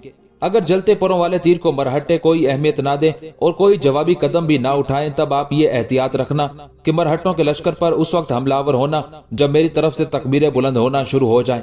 मैं चाहता हूं कि मरहट्टों के लश्कर पर हमलावर होने में मैं पहल करूंगा। जब मैं जनूब की तरफ से उन पर हमलावर होऊंगा तो वो यही ख्याल करेंगे कि हमलावर जनूब की तरफ से आए हैं, लिहाजा मरहट्टे अपने पूरे लश्कर को हरकत में लाते हुए मेरे साथ उलझने और मुझे मार भगाने की कोशिश करेंगे। ऐसी सूरत में वो अपने पड़ाव को पीछे छोड़कर जनूब में थोड़ा आगे भी बढ़ सकते हैं। इसके अलावा भी एक सूरत पेश आ सकती है, वो ये कि जब मैं पुल को अबूर करने के बाद शुमाल की तरफ बढ़ूंगा तो हो सकता है मरहट्टों को मेरी पेशकदमी की इतला हो जाए और वो अपने लश्कर को जनूब की तरफ बढ़ाएं और दूर ही मुझसे टकराने की कोशिश करें। ऐसी दोनों सूरतों में आपको मरहट्टों के खिलाफ फायदा उठाने का मौका मिल जाएगा। जब आप तकबीरों की आवाजें सुने तो ये अंदाजा लगा लेना कि मैं मरहट्टों से टकरा चुका हूँ। ये सूरत हाल देखते हुए आप लश्कर के साथ तेजी से आगे बढ़ना। सबसे पहले मरहट्टों के पड़ाव में दाखिल होना। पड़ाव के अंदर अगर उनका कोई हिफाजती लश्कर हो तो उन्हें काट कर रख देना। इसके बाद चंद दस्ते पड़ाव की हिफाजत पर छोड़ना। अपने बार बर्दारी के जानवर और छकड़े भी मरहट्टों के पड़ाव में रखना। उसके बाद मरहट्टों की पुष्ट की तरफ से हमलावर हो जाना। यहाँ तक कहने के बाद ओगर खान रुका, फिर अपनी बात को आगे बढ़ा रहा था। एतकाद खान मेरे भाई, मरहट्टे अपनी पूरी ताकत, अपनी पूरी कुव्वत और सारे लश्कर के साथ मेरे साथ उलझ चुके होंगे। मुझ पर हमलावर होकर मार भगाने की कोशिश करेंगे। ऐसी सूरत में जब आप उनकी पुष्ट की तरफ से जोरदार अंदाज में तकबीरें बुलंद करते हुए हमलावर होंगे तो याद रखिएगा ये सूरत हाल मरहट्टों के लिए बड़ी होलनाक होगी। उनके पांव तले से जमीन खिसकना शुरू हो जाएगी और उनके सालार और लश्कर ये सोचने पर मजबूर होंगे कि हमलावरों के बहुत से लश्कर उन्हें अपना हदफ बनाने के लिए इन इलाकों का रुख किए हुए हैं। ऐसी सूरत में मेरे ख्याल में वो ज्यादा देर तक हमारे सामने ठहर नहीं सकेंगे। अब उनके सामने बचने की एक ही सूरत होगी, सामने की तरफ भागते हुए वो पुल को इस्तेमाल नहीं करेंगे, इसलिए कि उस तरफ मैं हूंगा। पुष्ट की जानिब भी नहीं भागेंगे, पुष्ट के रास्ते को तुमने रोके रखा होगा। दाएं जानिब नहीं भाग सकेंगे, उनके दाएं जानिब दरियाए कृष्णा होगा। अगर कोई दरिया में कूदेगा तो अपनी जान से हाथ धो बैठेगा। लिहाजा मेरा अंदाजा है कि हमारे हाथों शिकस्त उठाने के बाद मरहट्टे मशरिक की तरफ भागेंगे। हम ज्यादा दूर तक नहीं, कुछ फासले तक उनका ताकुब करके उनके लश्कर की तादाद को मजीद कम करेंगे। इसके बाद पड़ाव में लौट आएंगे। वापिस आने के बाद भी ज्यादा देर तक दरियाए कृष्णा के किनारे कयाम नहीं किया जाएगा। सिर्फ जख्मियों की देखभाल की जाएगी। जो ज्यादा जख्मी होंगे उन्हें छकड़ों में सवार कर दिया जाएगा, बाकी घोड़ों पर रहेंगे। इसके बाद दरियाए कृष्णा के किनारे किनारे तेजी से हमें शुमाल की तरफ बढ़ते हुए पूना का रुख करना होगा। एतकाद खान मेरे भाई, अगर हम ऐसा नहीं करेंगे तो याद रखना जिन मरहट्टों को हम शिकस्त देंगे उनमें से कोई ना कोई इधर उधर भटकता हुआ रत्नागिरी में जाकर खबर दे देगा कि उनके लश्कर पर दरियाए कृष्णा के किनारे कोई हमलावर हुआ और उनके लश्कर की तबाही और बर्बादी का सामान किया। अगर कोई लश्करी ना भी भाग सका तब भी मेरे ख्याल में इन इलाकों में उनके मुखबिर भी फैले होंगे। वो भी अपने लश्कर की बर्बादी की इतला रत्नागिरी तक पहुंचा सकते हैं, जिसके बाद रत्नागिरी से कोई और बड़ा लश्कर हम पर हमलावर होने के लिए हमारा पीछा कर सकता है। उस वक्त तक हमें पूना के करीब पहुंच जाना चाहिए। इसके अलावा एक और एहतियात करना होगी, वो एहतियात मैं भी करूंगा, तुम्हें भी इख्तियार करना होगी। दरियाए कृष्णा को अबूर करने के बाद अपनी मंजिल की तरफ बढ़ने से पहले अपने आगे आगे कुछ मुसल्लह मुखबिर और जवान फैला देना। अगर रास्ते में उन्हें कोई मरहट्टों का जासूस या मुखबिर दिखाई दे तो उनका खात्मा करते हुए आगे बढ़ते रहें। इस तरह मेरे ख्याल में हम महफूज अंदाज में मरहट्टों पर हमलावर होकर अपना मकसद और निस्बुल ऐन हासिल करने में कामयाब हो जाएंगे। जब तक ओगर खान बोलता रहा, एतकाद खान बिल्कुल खामोश रहा। जब वो अपनी बात मुकम्मल कर चुका तब कहने लगा, ओगर खान, मैं कोई लंबी चौड़ी बात नहीं करूंगा। जो कुछ तुमने कहा है मेरे भाई वो आखिरी है। अब आओ अपने काम की इब्तिदा करें। जवाब में ओगर खान मुस्कुरा दिया। फिर ओगर खान ने अपने हिस्से के लश्कर को अलहदा किया। उसके बाद वो दरियाए कृष्णा के किनारे किनारे बड़ी तेजी से आगे बढ़ने लगा था, जबकि एतकाद खान अपने लश्कर के साथ वहीं रुककर इंतजार करने लगा था। यहाँ तक के दूर जनूब में दरियाए कृष्णा के किनारे जलते परों का एक तीर बुलंद हुआ था। जलते परों के उस तीर को देखते ही एतकाद खान अपने लश्कर को हरकत में लाया और वो दरियाए कृष्णा के उस पुल से दरिया के शर्की किनारे की तरफ जा रहा था। दूसरी तरफ फिजाओं के अंदर जलते परों का तीर छोड़ने के बाद ओगर खान भी अपने लश्कर के साथ हरकत में आया। जो पुल उसके सामने था उसके जरिए उसने दरियाए कृष्णा को अबूर किया और दूसरे किनारे की तरफ गया। फिर पलटा और घनेर अंधेरों और गुमसुम कर्ब में वो लपकती बर्फ की तरह मरहटों के पड़ाव की तरफ बढ़ा था। मरहटों की बदकिस्मती कि उन्होंने दरियाए कृष्णा के किनारे बुलंद होने वाले जलते परों के तीर का कोई असर न लिया, या हो सकता है उनमें से किसी ने उस तीर को देखा ना हो। इस बिना पर अपने पड़ाव में वो हथियार खोले पड़े रहे। दूसरे वो इलाका काफी दूर उफ्तादा था। इस बिना पर वो ये उम्मीद भी नहीं कर सकते थे कि उन इलाकों में भी मुसलमानों का कोई लश्कर उन पर हमलावर हो सकता है या उन पर शब खून मारकर उन्हें नुकसान पहुंचा सकता है। बहरहाल ओगर खान बड़ी बर्क रफ्तारी से उनके पड़ाव की तरफ बढ़ा। मरहटों को उस वक्त उसकी आमद की खबर हुई जब वो बिल्कुल उनके करीब पहुंच गया। उस वक्त उनमें भगदड़ मच गई। मरहटे इधर उधर भागते हुए हथियार संभालने लगे थे। इतनी देर तक अजीब सी सदाओं में ओगर खान और उसके लश्करी तकबीरें बुलंद करने लगे थे। फिर देखते ही देखते ओगर खान मरहटों के लश्कर पर जीवन की शाहरग में मौत को तराजू कर देने वाले वक्त के भड़कते आतशी धारों की तरह हमलावर हो गया था। अब मरहटों की बदकिस्मती कि उन्होंने जल्दी जल्दी तैयारी की। इतनी देर तक ओगर खान उन पर हमलावर होकर उनके लश्कर के खासे बड़े हिस्से को मौत के घाट उतार चुका था। और जब मरहट्टे कमर कसकर ओगर खान का मुकाबला करने के लिए सामने आए तो उनकी पुश्त की तरफ से खूनी इंकलाब उठ खड़ा हुआ, इसलिए कि पुश्त की जानिब से एतकाद खान पहुंच गया था और तकबीरें बुलंद करते हुए वो भी मरहटों पर हशर अंगेजियों की तरह हमलावर हो गया था। मरहट्टे पहले ही ओगर खान के हमलावर होने से अफरा तफरी का शिकार थे, घबराए हुए थे, इधर उधर भाग दौड़ कर रहे थे और अपने लश्कर का एक हिस्सा कटवाने के बाद जब वो जमकर ओगर खान पर हमलावर होने के काबिल हुए तो पुश्त की जानिब से एतकाद खान ने हमलावर होकर उनकी सफों को खून में नहलाना शुरू कर दिया था। रात की गहरी तारीकी में दो तरफा हमलों के बाइस मरहटों की हालत बड़ी तेजी से महरूमी से उजड़ी सूरतों, रुसवाइयों से पीले आंचलों, गीली लकड़ी के से धुएं और जलती हसरतों के अंगारों में उम्मीदों की राख जैसी होनी शुरू हो गई थी। दरियाए कृष्णा के किनारे मरहटे ज्यादा देर तक ओगर खान और एतकाद खान के उन दो तरफा हमलों को बर्दाश्त न कर सके। जब उन्होंने अंदाजा लगाया कि पुश्त की तरफ से हमलावर होने वाले मुसलमानों ने उन्हें उनके पड़ाव से भी महरूम कर दिया है और साथ ही दो तरफा हमलों की वजह से उनका खूब कत्लेआम शुरू हो चुका है और उनके लश्कर की तादाद बड़ी तेजी से कम होना शुरू हो गई है, तब मरहटों ने अपने लश्कर के अंदर पसपाई के बगल बजा दिए थे और मशरिक की तरफ भाग खड़े हुए थे। रात की गहरी तारीकी में कुछ दूर तक एतकाद खान और ओगर खान दोनों ने उनका ताकुब किया और फिर वो लौट आए। सबसे पहले उन्होंने अपने जख्मियों की देखभाल की।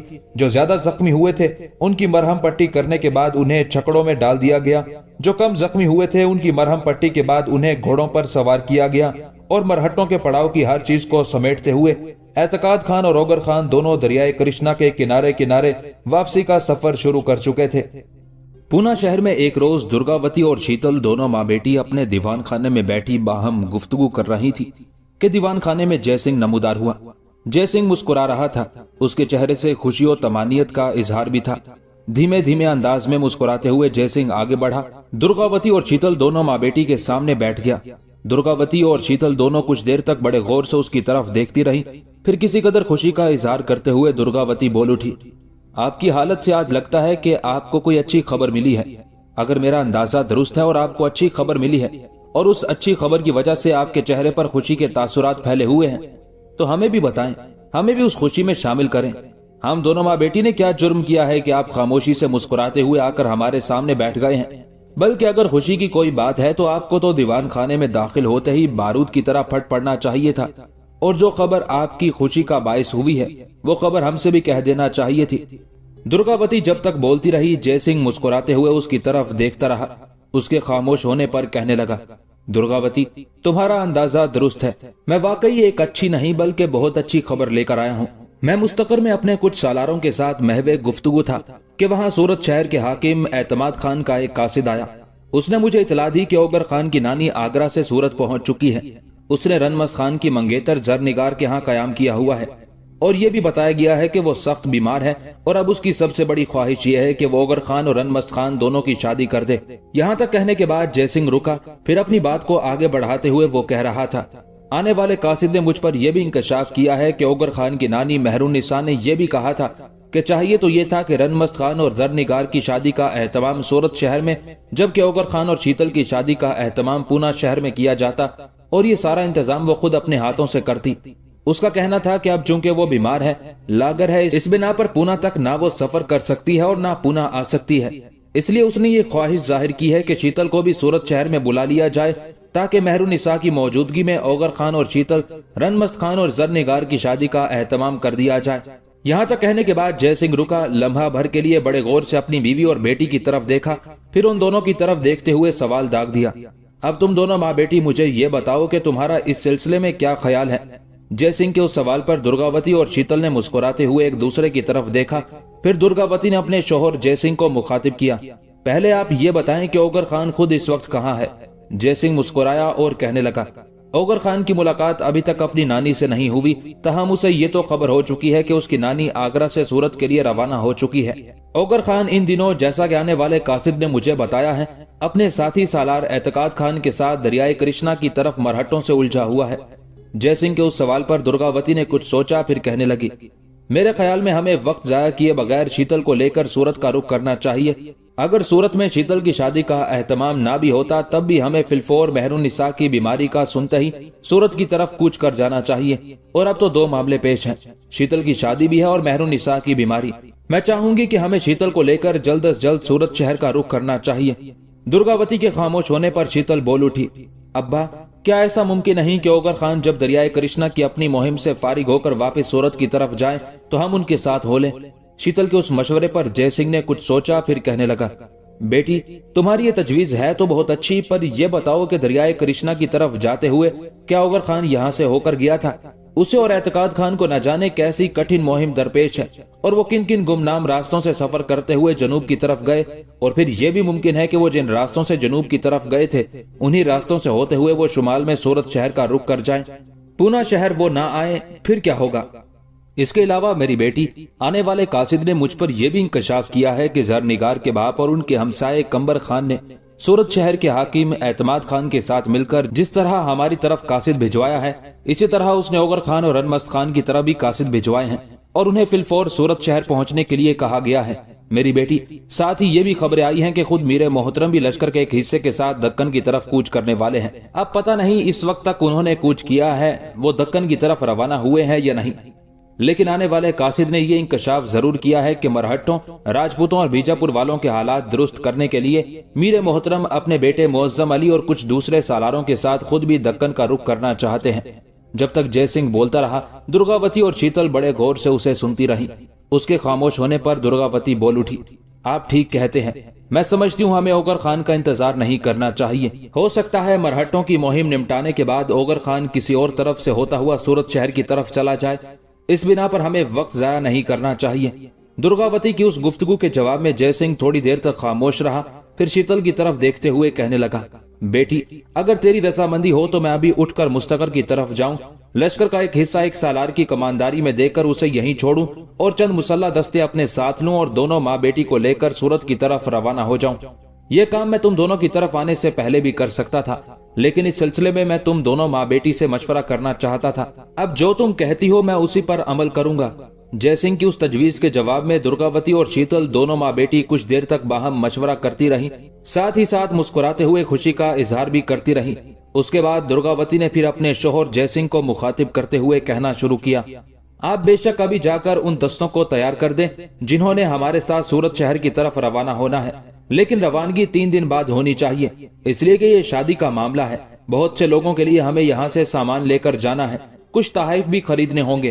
میں اور شیتل دونوں ماں بیٹی 3 دن تک تغدو کر کے یہ سارے کام نمٹا لیں گی، اس کے بعد ہم سورت شہر کی طرف روانہ ہو جائیں گے۔ درگاوتی کی اس تجویز سے جے سنگھ نے اتفاق کیا تھا، پھر کہنے لگا، اگر تم دونوں ماں بیٹی 3 دن بعد سورت شہر کی طرف روانہ ہونا چاہتی ہو تو پھر مجھے اس قدر جلدی کرنے کی ضرورت نہیں ہے، فی الحال تو مجھے سخت بھوک لگی ہے، کھانا دو۔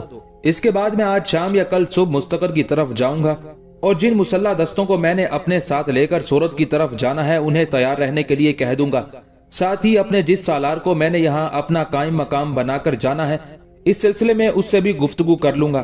جے سنگھ کی اس تجویز سے شیتل اور درگاوتی دونوں نے اتفاق کیا تھا۔ پھر دیوان خانے ہی میں انہوں نے کھانے کے برتن لگائے اور تینوں اکٹھے بیٹھ کر کھانا کھا رہے تھے۔ رتنا گیری میں ایک روز شیوا جی کا بیٹا شمبھو جی اپنے سالاروں میں سے سنت راجا رام شاہو جی اور کچھ دوسرے چھوٹے سالاروں کے ساتھ بیٹھا مسلمانوں کے علاقوں پر حملہ آور ہونے سے متعلق لائحہ عمل مرتب کر رہا تھا۔ اس لیے کہ شمبھو جی نے اب کھل کر تباہی و بربادی کا کھیل کھیلنا شروع کر دیا تھا۔ پہلے تو وہ دسہرہ کے تہوار کے بعد اکثر لشکر لے کر نکلتا، لوٹ مار کرتا اور اپنے لیے ضرورت کا سامان فراہم کر لیتا، لیکن اب اس نے کھلے عام حملہ آور ہو کر لوٹ مار اور تباہی مچانی شروع کر دی تھی۔ گزشتہ موسم سرما میں شمبھو جی نے ایک بہت بڑا لشکر ترتیب دیا، خاندیش اور برہان پور پر حملہ آور ہوا اور ان علاقوں کو لوٹ کر اس نے چاروں طرف تباہی مچا دی۔ اس لوٹ مار کے دوران بہت سے معزز لوگوں نے اپنی بیویوں، لڑکیوں اور بچیوں کو اس لیے اپنے ہاتھ سے قتل کر دیا کہ ان کی آبرو محفوظ رہ سکے یا وہ مرہٹوں کے غلام بن کر نہ رہیں۔ ان حملوں کے دوران مرہٹوں نے لا تعداد گھروں کو نظر آتش کر دیا اور اب شمبھو جی اپنے انہی سالاروں کے ساتھ ایک انتہائی اہم شہر احمد نگر پر حملہ آور ہونے کے لیے منصوبہ بنا رہا تھا۔ جس وقت یہ گفتگو جاری تھی، مرہٹوں کے کچھ مخبر شمبھو جی اور اس کے کچھ سالاروں کے پاس آئے۔ انہیں دیکھتے ہی شمبھو جی نے گفتگو کا سلسلہ ختم کر دیا۔ آنے والے ان مخبروں کو اپنے قریب بلایا، پھر انتہائی نرمی میں انہیں مخاطب کر کے کہنے لگا، میرے ساتھیو، کیا تمہارے پاس میرے لیے کوئی اچھی خبر بھی ہے؟ جواب میں آنے والے ان مرہٹا مخبروں نے پہلے ایک دوسرے کی طرف دیکھا، پھر ان میں سے ایک شمبھو جی کو مخاطب کر کے کہہ رہا تھا، شمبھو جی، ہمارے پاس اچھی اور بری دونوں قسم کی خبریں ہیں، اب آپ کی مرضی۔ یہاں تک کہتے کہتے اس مخبر کو خاموش ہو جانا پڑا، اس لیے کہ شمبھو جی اسے مخاطب کر کے کہنے لگا، پہلے بری خبر سناؤ تاکہ میں اسے سن کر تیار ہو جاؤں، اس کے بعد ہمارے لیے کوئی اچھی خبر ہو تو کہہ دینا۔ جواب میں اس مخبر نے کھانس کر گلا صاف کیا، پھر شمبھو جی کی طرف دیکھتے ہوئے کہنے لگا، پیشوا جی، ہمارے جس لشکر نے دریائے کرشنا کے قریب کوی کیلاش اور دھنا کی سرکردگی میں پڑاؤ کیا ہوا تھا اور وہ مشرق اور شمال کے کچھ علاقوں پر حملہ آور ہونے کا منصوبہ بنا رہے تھے، انہیں بدترین شکست ہوئی ہے۔ لشکر کی اکثریت کو موت کے گھاٹ اتار دیا گیا ہے۔ کوی کیلاش اور دھنا اپنے کچھ ساتھیوں کے ساتھ فرار ہونے میں کامیاب ہو گئے تھے۔ پہلے وہ مشرق کی طرف بھاگے، لیکن ایک کاوا کاٹتے ہوئے پھر پلٹے اور دریائے کرشنا کو عبور کر کے رتنا گری کی طرف بڑھے۔ اب وہ رتنا گری کے مستقر میں داخل ہو چکے ہیں۔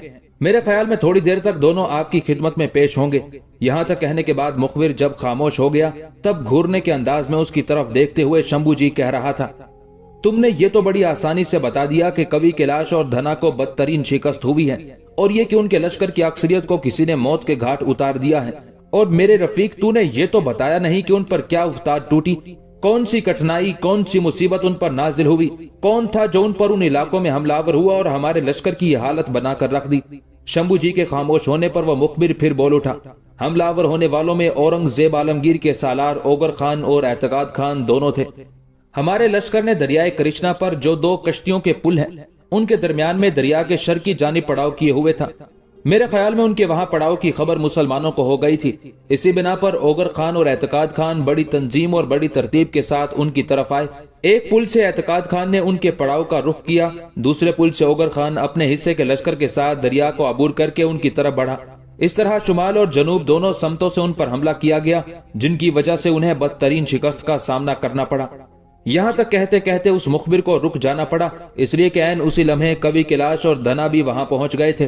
شمبھو جی نے اپنی جگہ پر اٹھتے ہوئے ان دونوں کا استقبال کیا، دوسرے سالاروں نے بھی اپنی جگہ سے اٹھ کر ان سے مصافحہ کیا۔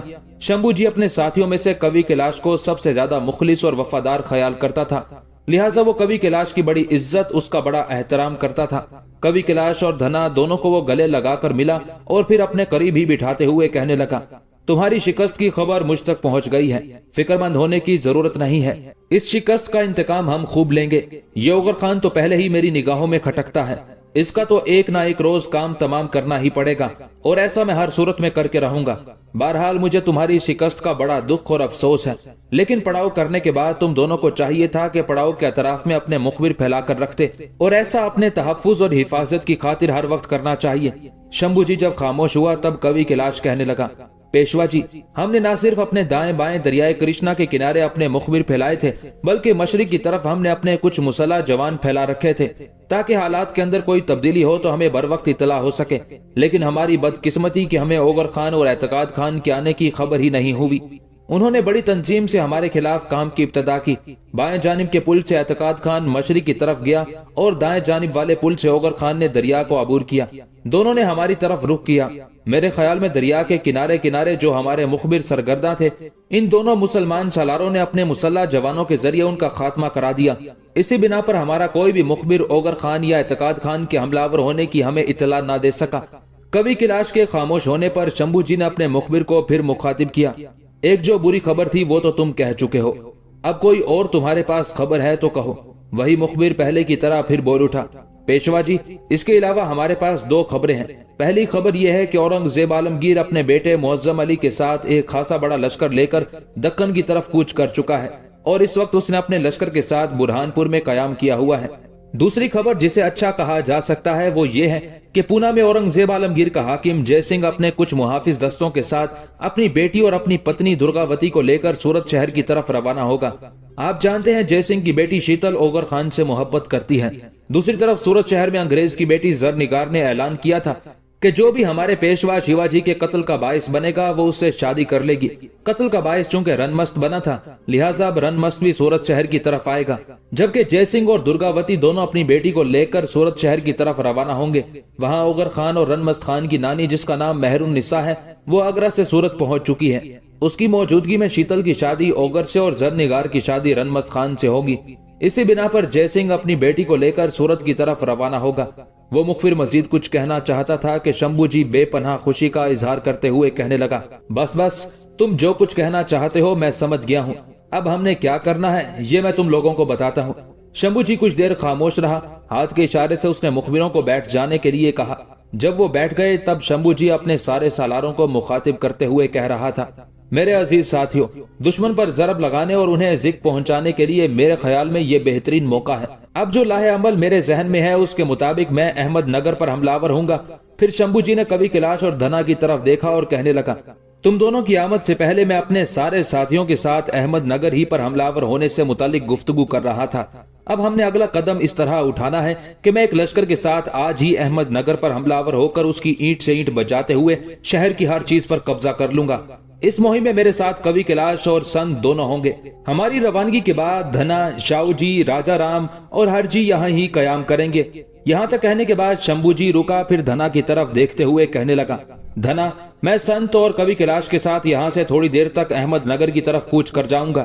میرے بعد تم نے ایک کام کرنا ہے، ایک لشکر ترتیب دینا، اس کا کماندار اپنے کسی چھوٹے سالار کو مقرر کرنا اور اسے میرے بعد پونا کی طرف روانہ کر دینا۔ اس سالار کو تاکید کرنا کہ وہ جے سنگھ، اس کی پتنی اور بیٹی کی پونا سے روانگی کو نگاہ میں رکھے۔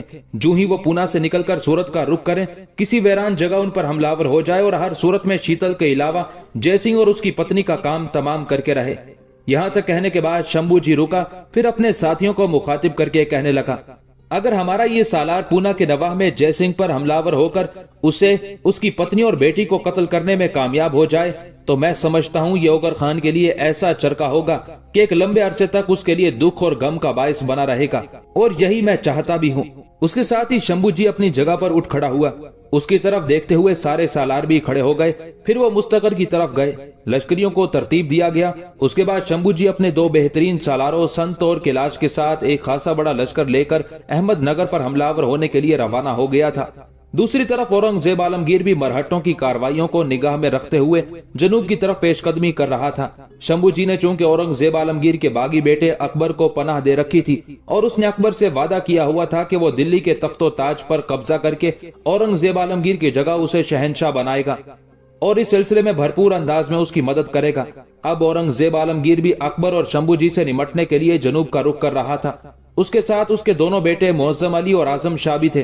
اعظم شاہ نے گو پہلے میواڑ میں اپنے لشکر کے ساتھ پڑاؤ کر رکھا تھا، لیکن جس وقت راجہ جے سنگھ اور درگا داس دونوں کو اوگر خان اور اعظم شاہ نے شکست دی تو اوگر خان اپنے حصے کے لشکر کے ساتھ میواڑ سے نکل کر راجپوتوں کی بغاوت کو ختم کرنے کے لیے مارواڑ کی طرف روانہ ہو گیا تھا۔ اس کی روانگی کے بعد اورنگزیب عالمگیر نے اپنے بیٹے اعظم کو بھی دہلی بلا لیا تھا۔ وہ لشکر جو اعظم کی کمانداری میں رہتا تھا اس نے میواڑ ہی میں ایک سالار کے تحت قیام کر رکھا تھا۔ اب اورنگزیب عالمگیر نے اپنے بیٹے اعظم شاہ کو مزید لشکری مہیا کیے تاکہ اس کے لشکر میں اضافہ ہو اور وہ پہلے کی نسبت بہتر کارگزاری کا مظاہرہ کر سکے۔ اپنے لشکر کے ساتھ اورنگزیب عالمگیر پہلے برہان پور پہنچا، وہاں چند دن اس نے قیام کیا۔ اورنگزیب چونکہ جنوب میں دشمن قوتوں کو بہت جلد اپنے سامنے زیر کرنا چاہتا تھا، ان قوتوں میں بیجاپور اور مرہٹے اور راجپوت تھے، لہٰذا وہ اپنے ساتھ خاصا بڑا لشکر لے کر آیا تھا۔ اس کے ساتھ اس کے 2 بیٹے معظم علی اور اعظم کے علاوہ دوسرے کئی اچھے سالار بھی تھے، جن میں علی حسن خان، شہاب الدین خان، روح اللہ اور کچھ دیگر سالار نمایاں تھے۔ برہان پور میں چند یوم قیام کرنے کے بعد اورنگزیب عالمگیر نے پھر پیش قدمی شروع کی، یہاں تک کہ وہ اپنے لشکر کے ساتھ اورنگ آباد پہنچ گیا۔ اس کے بعد مختلف سمتوں میں اپنے مخبر پھیلا کر اس نے حالات کا جائزہ لینا شروع کر دیا تھا۔